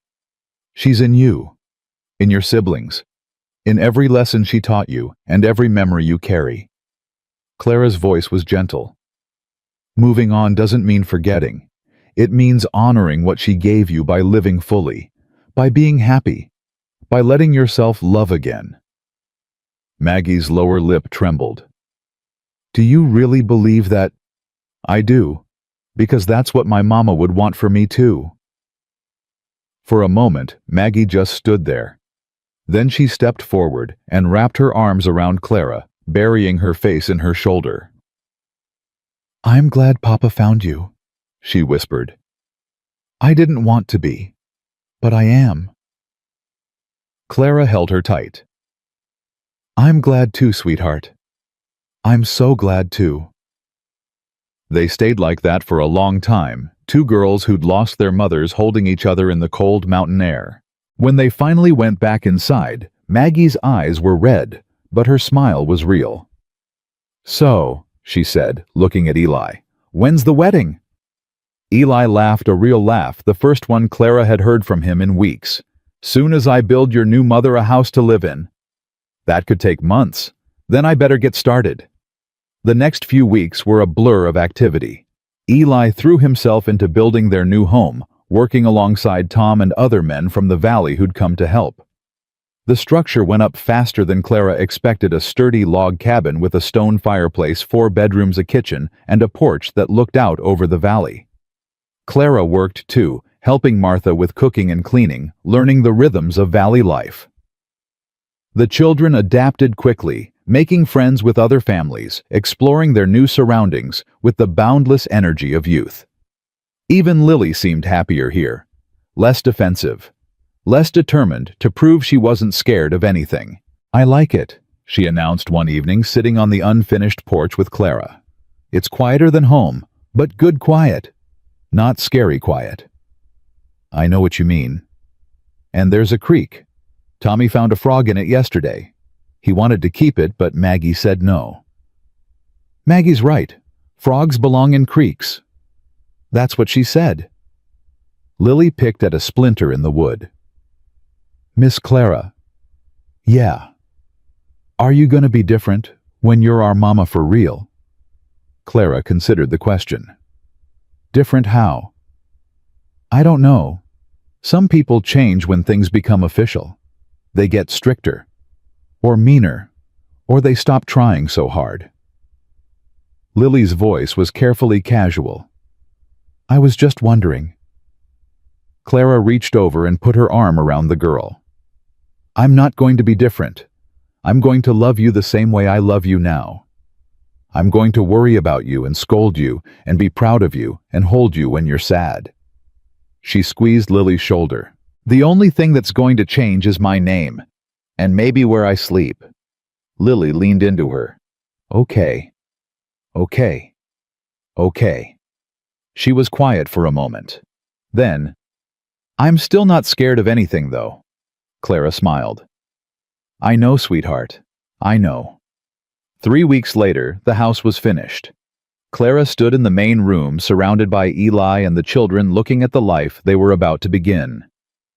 It's perfect, she said. It's not much. Eli was watching her face, searching for her reaction. Smaller than the old place, and we'll need furniture and... It's perfect, Clara said again, because it's ours. She crossed to him and took his hands. I've spent my whole life running, looking for somewhere to belong, somewhere safe. She looked up at his face, This good man, this brave man, who'd saved her and loved her and asked for nothing in return. I found it, Eli. I found it with you. Eli's eyes were bright. So, he said, his voice rough. About that wedding. What about it? Tom says the preacher comes through the valley every month. He's due in 3 days. Clara's heart leaped. 3 days. If that's too soon, it's not too soon. She was laughing and crying at the same time. It's perfect. Everything's perfect. She kissed him right there in front of the children and didn't care who saw. Gross, Lily announced. Beautiful, Abby whispered. Can we have cake at the wedding? Tommy asked. As much cake as you want, Clara promised. And for the first time in her life, she believed that promises could come true. The morning of the wedding dawned cold and clear. Clara woke before sunrise, her stomach tight with nerves she hadn't expected. She'd survived a cage of blizzard gunmen and a 3-week journey through hostile territory. But somehow the thought of standing in front of people and promising forever made her hands shake. Martha found her pacing in the kitchen an hour later. Couldn't sleep either. The older woman smiled and set a kettle on the stove. I was the same way before my wedding. Tom had to practically drag me to the altar. I'm not having second thoughts, Clara said quickly. I want this. I want him. You're scared it's too good to be true. Clara stopped pacing. How did you know? Because that's how it feels when you've spent your whole life expecting the worst. Martha poured 2 cups of tea and handed one to Clara. You keep waiting for the other shoe to drop, for something to go wrong, for the happiness to be snatched away. Does it ever stop the waiting? Eventually, when you've had enough good days strung together that you start to trust them. Martha squeezed her hand. Give it time, Clara. Let yourself believe. The children burst in before Clara could respond. Tommy leading the charge, still in his nightclothes, bear dangling from one hand. Miss Clara, Papa says we gotta get ready. He says you're gonna be our real mama today. He's right. Clara crouched down to his level. How do you feel about that? Tommy considered the question with 4-year-old solemnity. Bear says it's good. He says mamas are important. Bear's a smart bear. I know. Tommy threw his arms around her neck. I love you, Miss Clara, even when you're Mama Clara. Clara held him tight, breathing in the little boy smell of him, dirt and sunshine and sleep. I love you too, sweetheart, so much. The other children filtered in over the next hour. Josie, with her glasses already smudged, asking questions about the ceremony. Abby carrying her sketchbook, quiet and watchful as always. Lily with her hair a wild tangle, complaining that dresses were stupid and why couldn't she wear trousers to the wedding. And Maggie, standing in the doorway, holding something in her hands. Miss Clara, her voice was soft. Can I talk to you alone? Clara followed her outside where the morning light was just beginning to warm the valley. Maggie stood with her back to the house, shoulders tense. I found something. In Papa's things. She turned and held out her hands. I think you should have it. It was a hair comb. Delicate silver with tiny flowers etched along the edge. Beautiful and old and clearly precious. Maggie, I can't. It was Mama's. Maggie's voice cracked slightly. She wore it on her wedding day. I remember I was little, but I remember her showing me. She said someday she'd give it to me when I got married. Clara's throat tightened. Then you should keep it. No. Maggie shook her head firmly. Mama would want you to have it. She would want... She stopped, took a breath. She would want Papa to be happy. And you make him happy. So this should be yours. Maggie, please. The girl's eyes were bright with unshed tears. Let me give you this. Let me welcome you. Properly. Clara took the comb with trembling hands. It was heavier than it looked warm from Maggie's grip. Thank you, she whispered. I'll treasure it, always. Maggie nodded once sharply. Then before Clara could react, she stepped forward and hugged her a real hug, fierce and tight. "Welcome to the family," Maggie said into her shoulder. "Mama!" Clara held her and let the tears come. The ceremony was simple. Reverend Peters, a traveling preacher with kind eyes and a gentle voice, performed the service in the main room of their new house. Tom and Martha stood as witnesses. The children crowded together near the fireplace, scrubbed and dressed in their best clothes. Clara wore a dress Martha had lent her, cream-colored, slightly too big, beautiful in its simplicity. Sarah's comb held her hair back from her face. Eli wore a clean shirt and his best jacket. His hair combed back, his boots polished. He looked nervous, more nervous than Clara had ever seen him, and somehow that made her love him even more. "Dearly beloved," Reverend Peters began, "we are gathered here today." "Wait!" Tommy's voice rang out. "Bear wants to see—" Eli sighed. "Tommy." "It's okay." Clara smiled at the little boy. "Bear should see. This is his family too." Tommy beamed and held Bear up higher. Reverend Peters cleared his throat and continued. The vows were traditional love, honor, cherish in sickness and in health. But when Eli spoke them, his voice rough with emotion, they felt like something more. Like promises carved in stone. Like truth that would outlast everything. "I, Eli McAllister, take you, Clara Whitmore, to be my wife. To have and to hold from this day forward, for better, for worse, for richer, for poorer, in sickness and in health, until death do us part." Clara's voice shook when she repeated the words back. But she meant every one. When Reverend Peters pronounced them husband and wife, Eli kissed her soft and sweet and full of promise. The children cheered. Tommy demanded to know if he could call her Mama now. Lily complained that the ceremony was too long, and when was the cake? Josie asked if Clara's last name was McAllister now, and how that worked legally. Abby just smiled and sketched furiously in her book. And Maggie stood apart, watching them with something like peace in her eyes. After the ceremony, Martha served the cake she'd been working on for 3 days, a simple layer cake with white frosting and wildflowers pressed into the top. It wasn't fancy, but it was made with love, and that's what mattered. Clara ate her slice, standing next to Eli, his arm warm around her waist. "How does it feel?" he asked quietly. "Being Mrs. McAllister. Strange?" She leaned into him. "Good strange. Like wearing new shoes that fit perfectly but haven't been broken in yet." "That might be the oddest compliment I've ever received." "Get used to it. I'm full of odd compliments." He laughed and kissed her temple. "I'm counting on it." The celebration continued through the afternoon. Neighbors came by to offer congratulations. People Clara was still learning to know, families who'd welcomed them into the valley without question. Daniel Porter brought a bottle of whiskey he'd been saving. The Miller family from down the road brought a quilt their grandmother had made. By evening, Clara was exhausted in the best way possible. Happy tired, full tired. The kind of tired that came from being surrounded by people who cared. She was helping Martha clean up when she noticed Eli standing by the window, his expression suddenly sharp. "What is it?" "Ryder coming." He moved toward the door. "Stay here." "Eli." "Stay here." He grabbed his rifle and stepped onto the porch. Clara watched through the window, her heart hammering.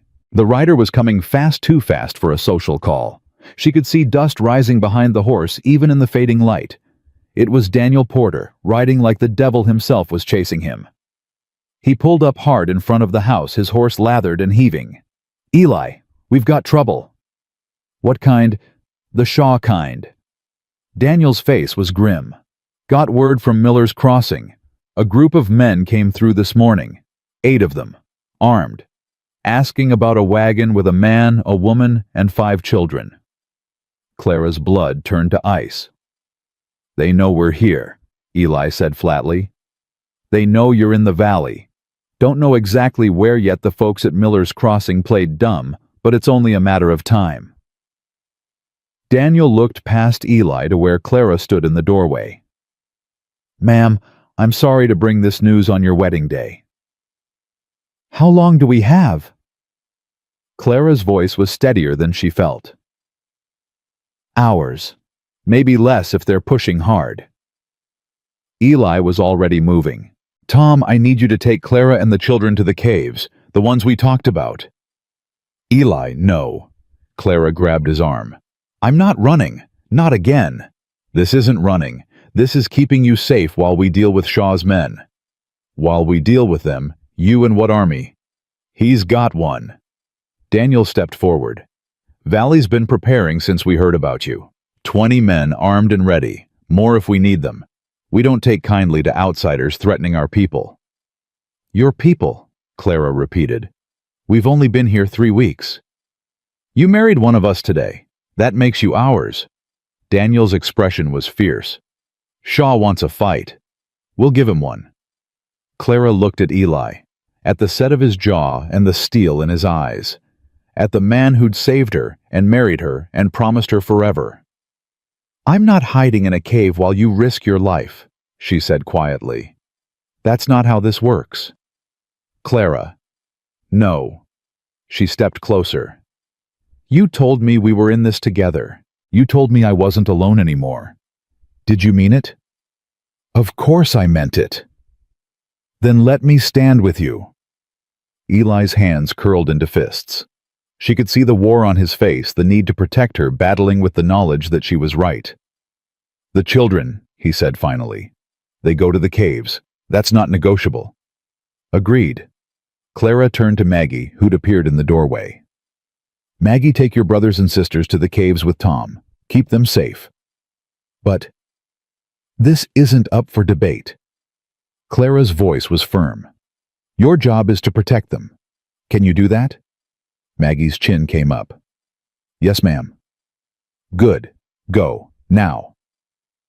The next 15 minutes were chaos, gathering the children, packing supplies, saying hurried goodbyes.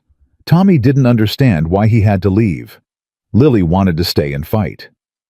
Josie asked too many questions. Abby clung to Clara's hand and wouldn't let go until Maggie gently pried her away. Be careful, Maggie said, meeting Clara's eyes. Please. I will. I promise.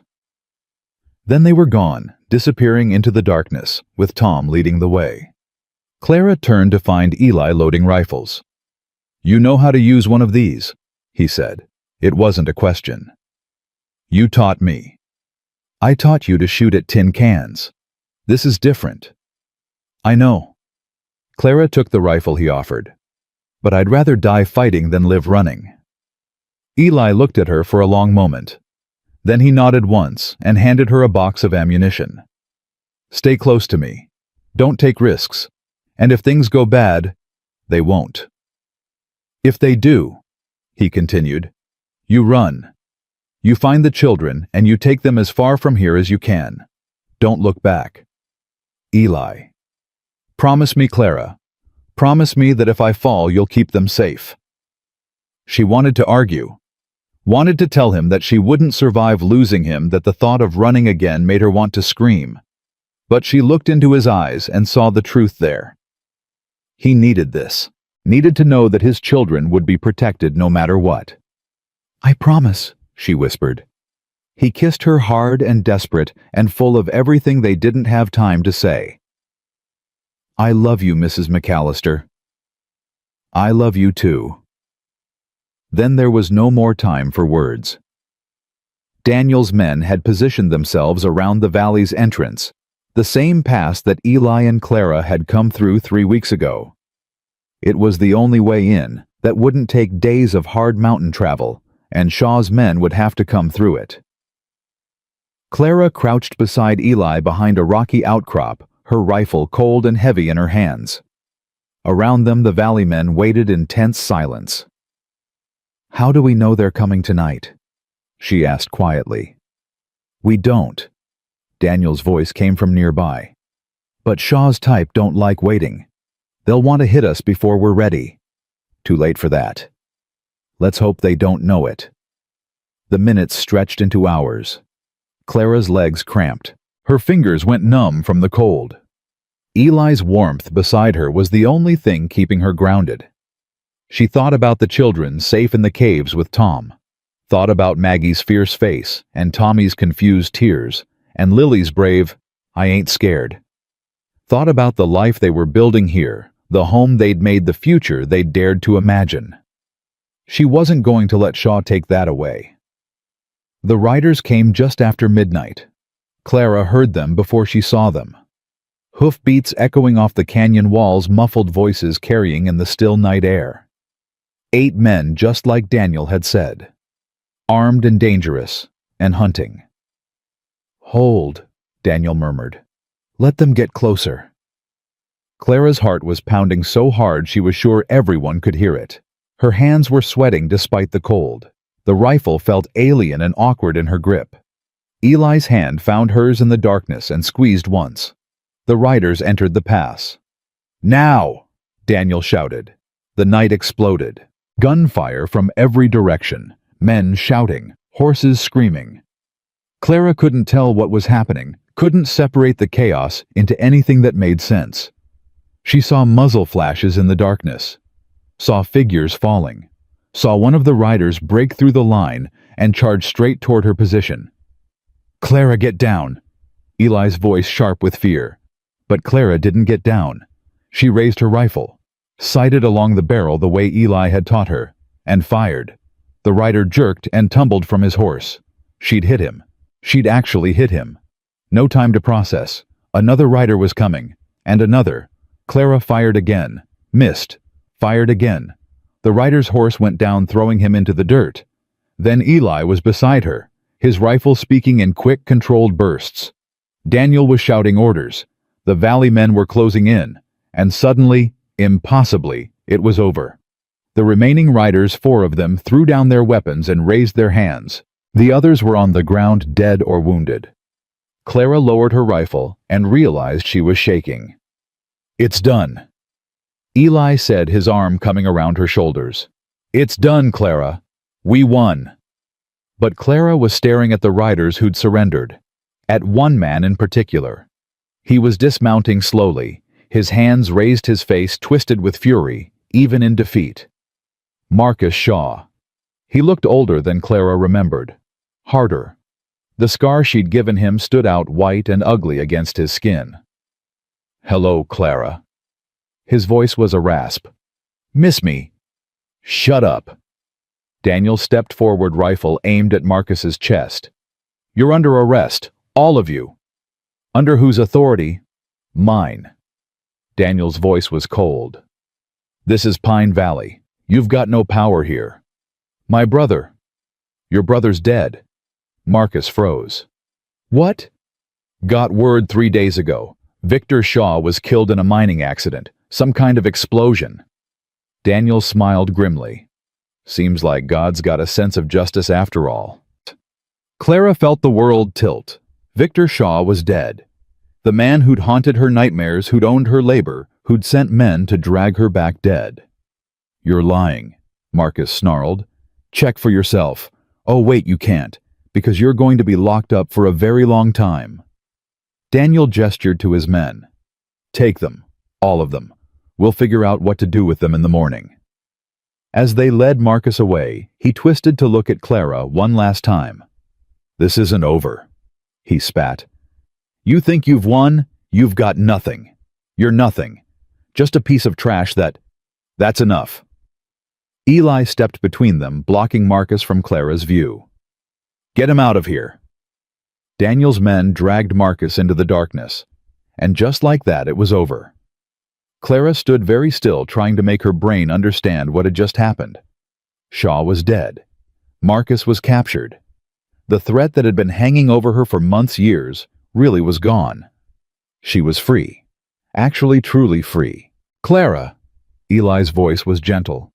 "You okay?" She turned to look at him, at his worried face and his strong hands and his eyes that had seen her at her lowest and loved her anyway. "I think so," she said slowly. I think I'm okay." And then she was crying huge, racking sobs that shook her whole body. all the fear and tension and desperate hope of the past months pouring out of her in waves she couldn't control. Eli held her through it. Didn't try to stop her. Didn't tell her it was okay. Just held her and let her fall apart. When the tears finally slowed, Clara pulled back and looked up at him. "Take me home," she whispered. "Take me home to our children." "Gladly, Mrs. McAllister." They found the children waiting at the mouth of the caves, clustered around Tom like chicks around a hen. Tommy saw them first. "Mama, Papa!" He broke away and ran, launching himself at Clara with enough force to nearly knock her over. She caught him and held him tight, breathing in the small boy's smell of him. "You came back," he said into her shoulder. Bear was worried. "Bear doesn't need to worry anymore." Clara kissed his hair. "The bad men are gone. For good this time." "Really? Really?" The other children swarmed them. Then Josie with her questions, Abby with her silent hugs, Lily with her fierce, "I knew you'd win." Maggie stood apart for a moment, watching her face unreadable. Then she walked forward and wrapped her arms around both Clara and Eli at once. "Don't ever do that again," she said, her voice muffled. "Don't ever make me wait like that again." "We won't," Eli promised. "It's over now, all of it." They walked home. As the sun began to rise, 7 people who'd found each other through tragedy and chosen to become a family. The valley spread out before them, gold and pink in the early light, beautiful and peaceful and safe. Clara stopped at the crest of the hill and looked back the way they'd come. "What is it?" Eli asked, coming to stand beside her. "Just thinking." She slipped her hand into his. "About how different everything is from 3 months ago. I was locked in a cage waiting to die. And now I have everything." She looked up at him. "A home, a family, a husband who loves me, children who call me Mama." Her voice caught. "I didn't know it was possible to be this happy." "Get used to it." Eli kissed her forehead. "I plan to make you happy for a very long time." "Is that a promise?" "It's a vow." Tommy's voice interrupted them. "Papa, Mama, I'm hungry." "I'm tired," Lily added. "I need to use the privy," Josie announced. "Bear wants breakfast," Tommy continued. Clara laughed a real laugh, full and free. "Welcome to family life, Mrs. McAllister. I wouldn't have it any other way." They walked down the hill together, the children running ahead, the sun warm on their faces. Behind them, the darkness faded. Ahead, there was only light. The next few weeks were a revelation. Clara had never known what peace felt like. Not really. She'd spent her whole life braced for the next blow, the next loss, the next disaster. Even in her happiest moments, there had always been a part of her waiting for it all to fall apart. Now slowly that part of her began to quiet. She woke each morning to the sound of children's voices and the smell of wood smoke. Spent her days cooking and cleaning and mending and laughing. Learned the rhythms of valley life, the gathering of neighbors, the sharing of labor, the way everyone looked out for everyone else. And every night she fell asleep in Eli's arms, safe and warm and loved. "You're different," Eli said one evening, watching her from across the room. "Lighter somehow." "I feel lighter." Clara looked up from the shirt she was mending. "Like I've been carrying something heavy for so long that I forgot what it felt like to put it down." The fear, that, and the loneliness, the certainty that I'd never belong anywhere. She set down her needle. "I belong here, Eli, with you, with the children. For the first time in my life, I feel like I'm exactly where I'm supposed to be." Eli crossed the room and crouched beside her chair. "I feel the same way. Like everything that happened, Sarah's death, the hard years, even Shaw's men, it all led here, to this moment, to you. That's a lot of suffering to justify. Maybe, or maybe suffering is just the price we pay for understanding joy." He took her hand. I wouldn't trade this for anything, Clara. Not even if I could go back and change the past. Even Sarah. The question slipped out before she could stop it. She regretted it, immediately saw the flash of pain in Eli's eyes. I'm sorry, I shouldn't have. No. He shook his head slowly. It's a fair question, and I've thought about it. He was quiet for a moment. I loved Sarah. I'll always love her. But she's gone, and wishing won't bring her back. What I have now, you, this life, this family, it's not a replacement for what I lost. It's something new, something different. He met her eyes. Something just as precious. Clara felt tears threatening again. She seemed to cry more now than she ever had in her life. Happy tears, sad tears, overwhelmed tears. I love you, she whispered. I love you too. He kissed her softly. Now finish that mending. Tommy ripped his other shirt this morning, and we're running out of clothes to sacrifice. Clara laughed and picked up her needle. This was her life now. Small moments, simple joys. Love built one day at a time, and it was everything. Spring came slowly to the valley. The snow melted. The creek swelled. Green began to push through the brown of winter, tentative. At first, then bolder. Clara planted a garden behind the house, vegetables and herbs and flowers, things she'd learned from Martha, and memories of her mother's garden back in Boston. The children helped, even Lily, who complained the whole time, but planted her rows straighter than anyone. I hate gardening, she announced, wiping dirt on her dress. I know. It's boring and dirty and takes forever. I know. I'm never doing it again. Okay? Lily glared at her. You're supposed to argue. Why? You're going to do what you want anyway. Clara smiled. But I notice you've been out here every morning for a week. That's different. How? Lily struggled for an answer. It just is. Clara let it go. She'd learned that with Lily, pushing only made her push back harder. Better to let her come around on her own terms. Tommy, meanwhile, had discovered a passion for collecting things. Rocks, feathers, interesting sticks. Bugs that Maggie made him release immediately. His treasures filled a wooden box by his bed, carefully sorted by some system only he understood. This one's my favorite, he told Clara one afternoon, holding up a smooth gray stone. Bear found it by the creek. It's beautiful. Bear says it's magic. He says if I hold it tight enough, Mama Sarah can see me from heaven. Clara's heart clenched. What do you think? Tommy considered the question with 4-year-old seriousness. I think Bear's smart. But I also think... He stopped, his face scrunching with effort. I think maybe Mama Sarah can see me anyway, even without the rock. Because she's my mama forever, even though she's dead. That's very wise, sweetheart. I know. He put the rock back in his box. Josie helped me think it. Of course she did. Josie helped everyone think everything. The girl with the 2 curious eyes had become Clara's shadow, always asking questions, always wanting to understand how things worked. She'd started keeping the journal, filling it with observations about life in the valley, about her family, about everything. I want to be a writer, she announced one day. Or a scientist. Or maybe a teacher. I haven't decided yet. You've got time. Not that much. I'll be 12 next month. That's practically grown. Clara hid her smile. Practically?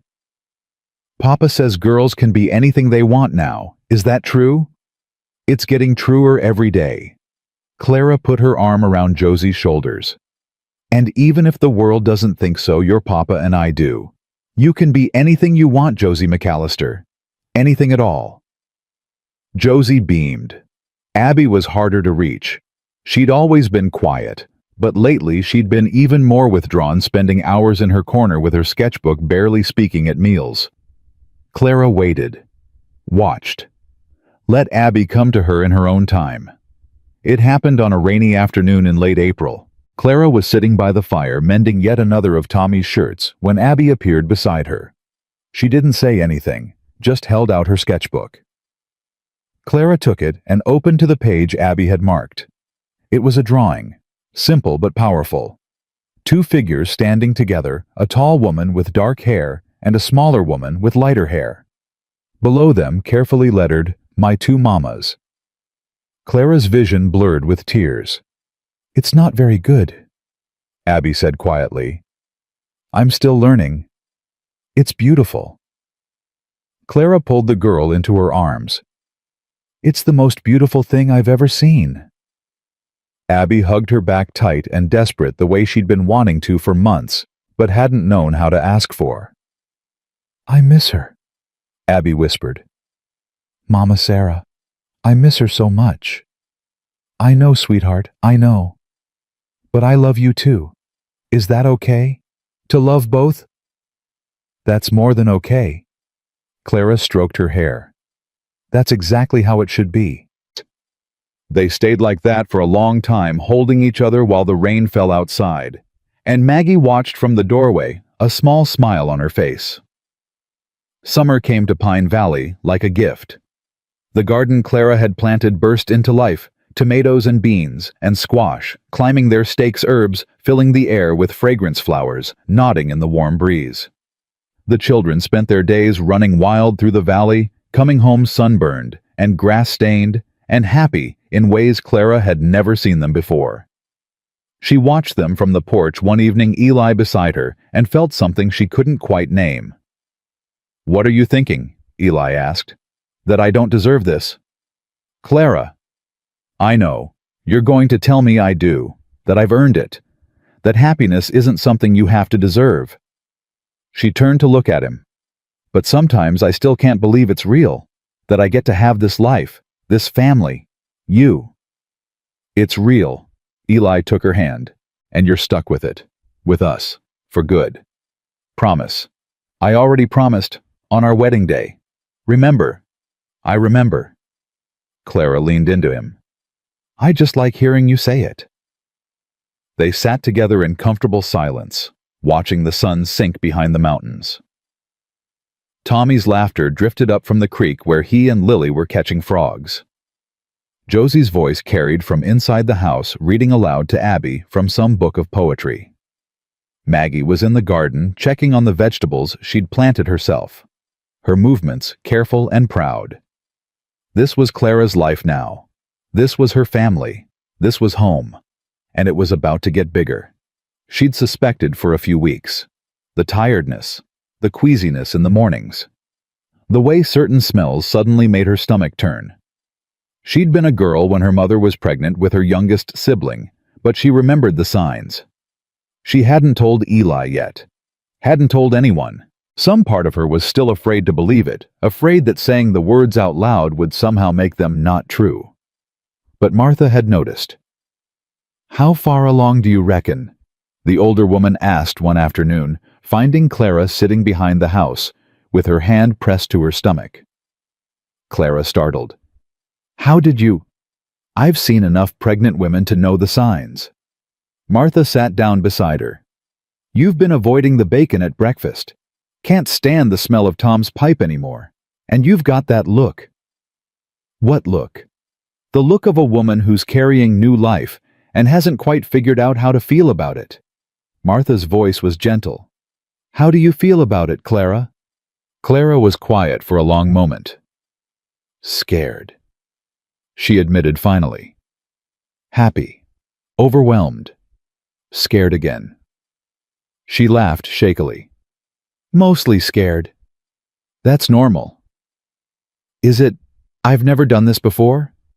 I don't know how to be a mother, not really. I've been pretending with the children, doing my best, but this—" She pressed her hand harder against her stomach. "This is different. This is a life I'm responsible for from the very beginning. What if I mess it up? What if I'm not good enough? What if—" "Stop." Martha's voice was firm. "I'm going to tell you something, and I want you to listen." Clara looked at her. "You're already a mother. You've been a mother since the day you stepped into that house and started caring for those children. Maybe you didn't birth them, but you love them. You'd die for them. You've held them when they cried and cheered for them when they succeeded and disciplined them when they needed it. Martha took her hand. This baby is lucky to have you, Clara, because you already know how to do the hardest part. What's the hardest part? Loving someone so much it terrifies you. Martha squeezed her hand. You've been doing that for months. The rest is just details. Clara felt tears sliding down her cheeks. She'd cried more in the past 6 months than in her entire life before. But these tears felt different, like something finally breaking free. I need to tell Eli. Yes, you do. Martha smiled. But maybe wash your face first. You look like you've been crying. I have been crying. Exactly. Clara found Eli in the barn fixing a broken harness. He looked up when she came in, and his expression immediately shifted to concern. What's wrong? Nothing's wrong. Clara took a deep breath. I need to tell you something. Eli set down the harness and came to stand in front of her. His hands found her shoulders steady and warm. Whatever it is, we'll handle it together. I know. She placed her hand over his heart. Eli, we're going to have a baby. The words hung in the air between them. Eli's face went through about 6 different emotions in the span of 3 seconds. Shock, confusion, disbelief, and then, slowly, a joy so pure it made Clara's breath catch. A baby, he whispered. You're sure? As sure as I can be without a doctor. A baby. He said it again, like he needed to hear it multiple times to believe it. Our baby. Our baby. And then he was kissing her hard and desperate and full of wonder, and lifting her off her feet and spinning her around until they were both laughing and crying at the same time. I love you, he said, setting her down, but not letting go. I love you so much, Clara McAllister. I love you too. She pressed her forehead against his. Are you happy? Happy doesn't begin to cover it. His hands moved to cup her face. You've given me everything. A partner, a best friend, a mother for my children. And now... His voice cracked. Now you're giving me this. A new life. A new beginning. I don't have words for what I'm feeling. Then don't use words. He kissed her again, softer this time. Slower, like a promise sealed in silence. When they finally pulled apart, Clara said, We should tell the children. Tonight, at dinner. Eli grinned a real grin, the kind she rarely saw from him. This is going to be chaos. The best kind. She was right about the chaos. Tommy's reaction was immediate and loud. A baby! We're getting a baby! Yes, sweetheart, sometime around Christmas. Can I name it? I want to name it Bear, or Frog, or maybe Bear Frog. We'll discuss names later. Bear Frog McAllister. Tommy tested it out. I like it. Lily crossed her arms. Where's the baby gonna sleep? There's no more rooms. Papa's going to build an addition to the house, Clara explained. Another bedroom. Oh. Lily considered this. Can I help? You can help. Good, because I ain't sharing my bed with no baby. You won't have to. Josie predictably had questions. How does the baby get out? Is it going to hurt? What if something goes wrong? What if... Josie? Maggie's voice cut through. Maybe save the medical interrogation for later. I'm just curious. Be curious tomorrow. Abby hadn't said anything yet. She sat very still, her eyes fixed on Clara's stomach, her expression unreadable. Clara moved to crouch beside her. Abby, what are you thinking? Will you still love us? The words came out small and scared. When the new baby comes, will you still be our mama too? Clara's heart cracked. She pulled Abby into her arms, holding her tight. Listen to me, she said fiercely. I will love this baby, but I will never ever stop loving you. Any of you. A heart doesn't divide, Abby, it multiplies. The more people you love, the bigger it gets. Promise. I promise. Cross my heart. Abby hugged her back hard. Okay, I believe you. Good. Clara kissed her hair. Now who wants dessert? Me, Tommy shouted. Me too, Lily added. But only if it's not that weird pie Martha made last week. It's apple. Regular apple. Regular apple. Fine, I guess I'll have some. Clara laughed and went to cut the pie, her family settling into their usual chaos around her. This was her life now, and it was perfect. The months that followed were the happiest Clara had ever known. Her body changed slowly at first, then more rapidly as the baby grew. She tired more easily, craved strange foods, cried at nothing and everything. The children took turns putting their hands on her swelling belly, waiting for kicks, arguing over whether the baby would be a boy or a girl. It's definitely a boy, Tommy announced with 4-year-old certainty. Bear says so. Bear doesn't know anything, Lily countered. It's gonna be a girl. We need another girl. We already got too many girls. There's no such thing as too many girls. There is too. Is not. Is too. Enough, Maggie said, stepping between them. We'll find out when the baby comes. Until then, stop arguing. She started it, Tommy muttered. Did not. Did too. I said enough. Clara watched from her chair by the fire, one hand resting on her belly. These moments, the chaos and the bickering and the noise, she wouldn't trade them for anything. They were proof of life, of family, of everything she'd been afraid to want. Eli sat beside her and took her hand. How are you feeling? Huge, tired, happy. You're beautiful. Liar. Never. He kissed her cheek. You've never been more beautiful to me than you are right now. That's because you're blinded by love. Probably. But I'm also right. Clara leaned into him, letting his warmth surround her. Outside, the first snow of winter was starting to fall. Inside, the fire crackled, and the children argued, and everything was exactly as it should be. 1 year ago, she said softly. 1 year ago, I was locked in a cage waiting to die. I remember. And now, she gestured around them, at the house Eli had built, at the children they'd raised together, at the life growing inside her. Now I have everything I never dared to dream of. Funny how things work out. Funny isn't the word I'd use. What word would you use? Clara thought about it. Miraculous. Or maybe... She paused. Maybe just right. Like all the broken pieces finally fit together. Eli was quiet for a moment. Then he said, Sarah used to believe things happened for a reason, that God had a plan even when we couldn't see it. Do you believe that? I don't know. I know I lost her, and that nearly destroyed me. But I also know that losing her led me to you. He turned to look at her.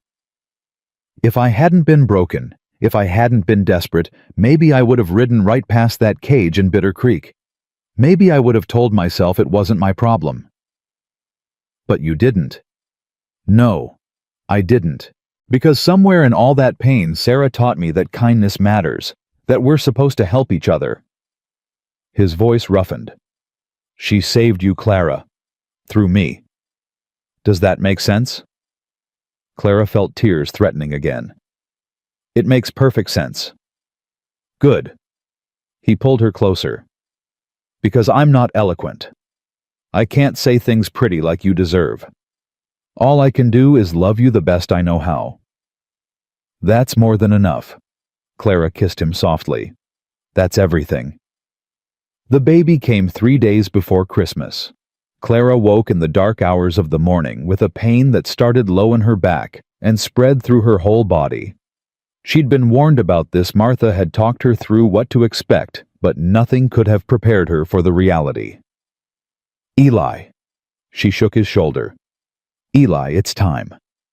He was awake instantly, years of frontier living, making him alert even from deep sleep. Now. What followed was a blur of pain and fear and fierce determination. Martha came quickly, having been on alert for weeks. Tom took the children to his house so they wouldn't hear Clara's screams. Eli stayed by her side through all of it, holding her hand, wiping her forehead, murmuring encouragement she could barely hear over the roar of her own body. "You're doing so well," Martha said. "Almost there. Just a little more." "I can't." "You can.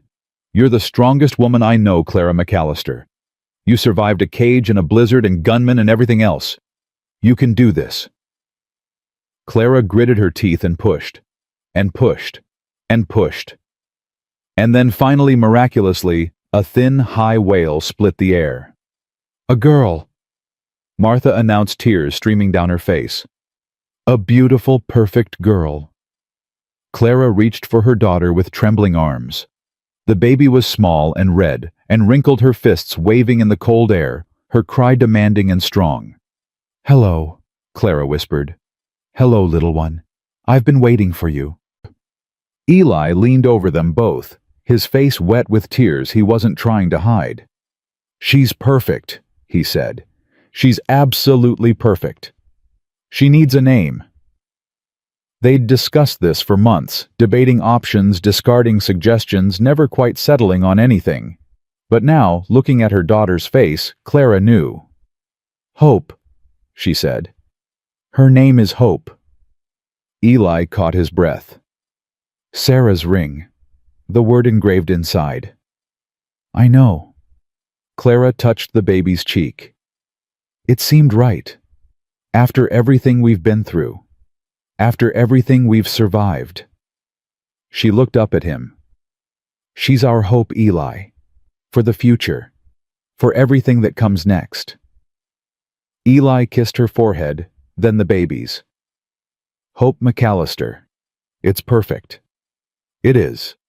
The baby Hope squirmed and fussed, and finally found Clara's breast settling in to nurse with single-minded determination. Clara watched her, overwhelmed by love so fierce it felt like it might break her open. This was her daughter, her flesh and blood, the proof that broken things could heal and grow and create something new. "I love you," she whispered to the tiny life in her arms. "I love you so much, little Hope." The baby just nursed, oblivious to the weight of the words. But Clara knew she'd spend the rest of her life proving them true. The children came home Christmas morning. Tom and Martha brought them over after breakfast, all 5 of them bundled against the cold, their faces bright with excitement and nerves.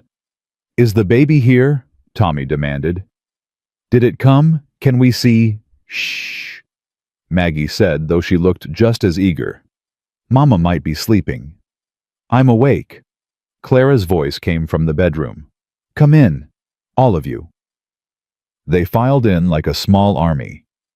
Tommy first, too impatient to wait, then Lily and Josie and Abby, and finally Maggie, hanging back with uncharacteristic shyness. Clara sat propped against pillows. Hope cradled in her arms. Eli sat beside her on the bed, his arm around her shoulders. "Everyone," Clara said, "meet your new sister, Hope." Tommy's eyes went huge. "She's so small. She'll grow." "Can I hold her?" "Maybe later when you're sitting down. She's very delicate." "I'll be careful." Tommy reached out one finger and touched Hope's hand. The baby's tiny fingers curled around his, and Tommy's face split into a grin. "She likes me." "She does." "Hi, Hope. I'm Tommy. I'm your big brother. This is Bear." He held up his stuffed animal. "He's gonna be your friend too." Lily peered over Tommy's shoulder, her expression skeptical. "She doesn't look like much." "Lily." "What I'm just saying. She's all red and wrinkly." "You were red and wrinkly once too." "Was not." "Were too, I remember." Maggie had moved closer, her eyes fixed on the baby. "You were the ugliest newborn I'd ever seen." "Hey, but you got better." Maggie almost smiled. "Hope will too." Josie predictably had questions. How much does she weigh? When will she open her eyes?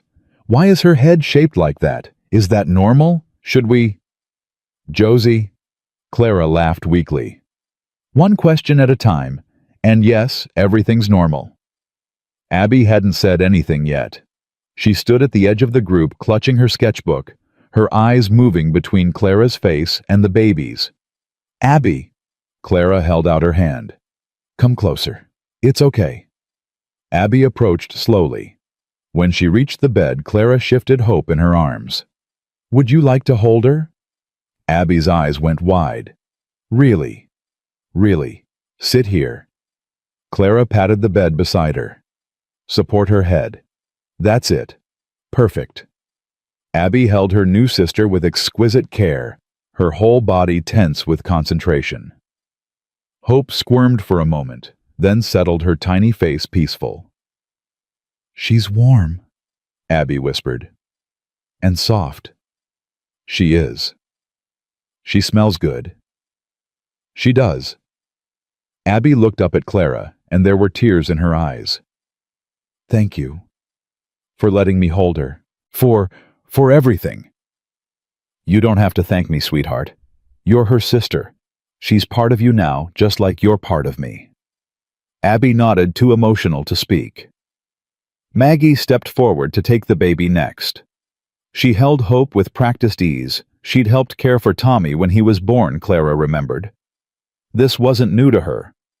But the look on her face was new, soft, open, vulnerable in a way Clara had rarely seen.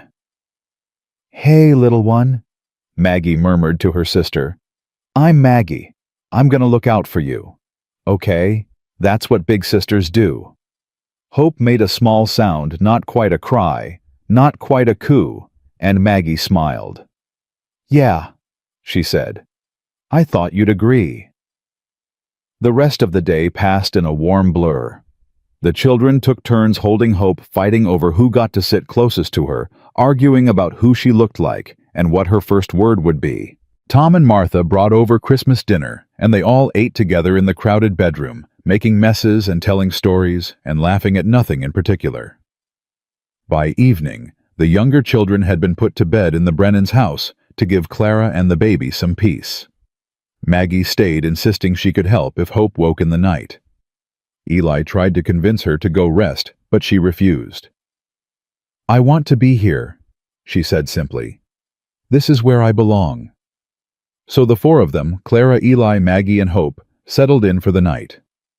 The fire crackled.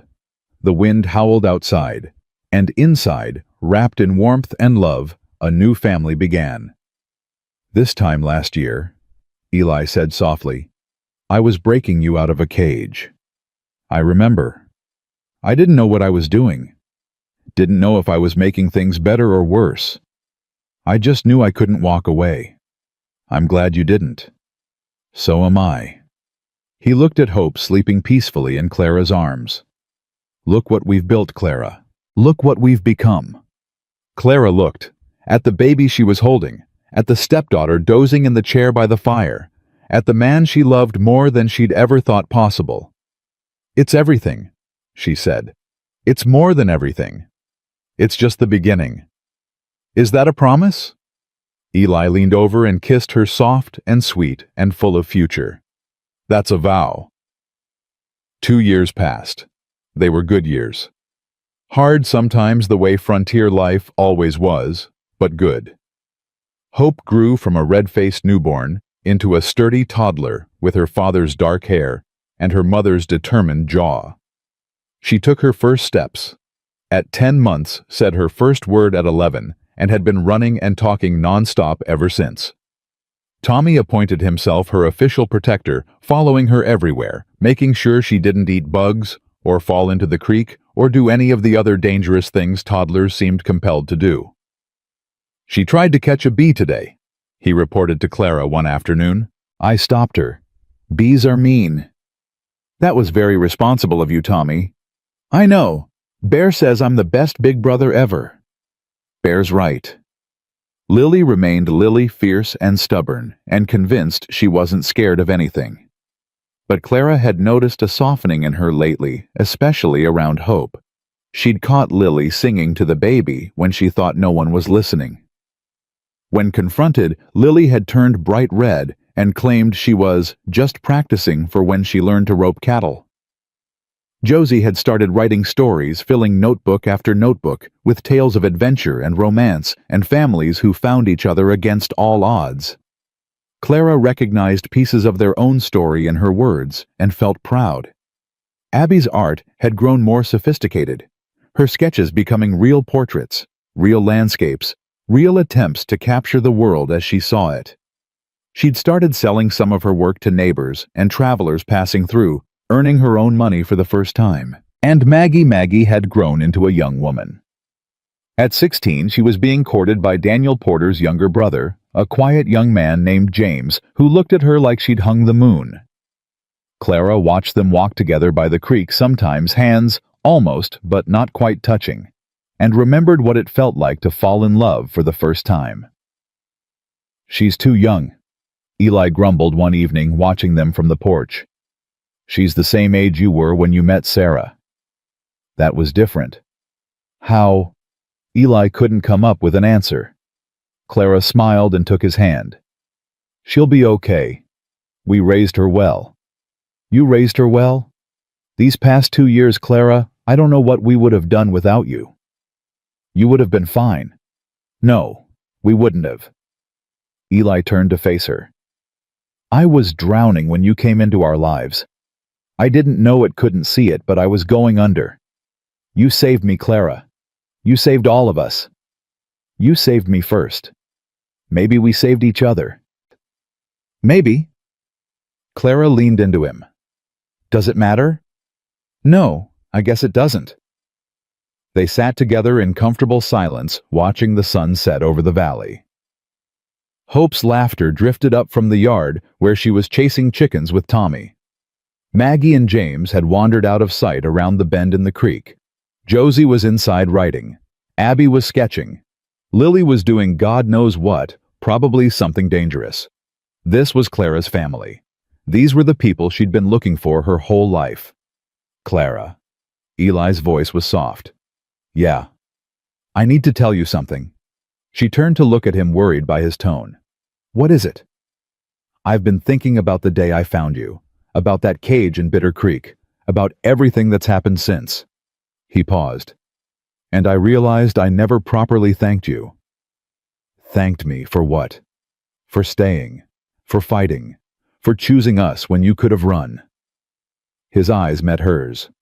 "For giving me back my life, for giving my children a mother, for giving me hope, both kinds of hope, the baby and the feeling." Clara felt tears threatening. "Eli." "I'm not done." He squeezed her hand. "I know I don't say things well. I know I'm better at showing than telling. But I need you to hear this, Clara. I need you to know." "Know what?" "That you're the best thing that ever happened to me. That I wake up every morning grateful that you're beside me. That I go to sleep every night knowing I'm the luckiest man in the world." His voice cracked. "That I love you more than I have words for. More than I thought it was possible to love anyone." Clara was crying now, really crying, tears streaming down her face in the golden evening light. "I love you too," she managed. "So much.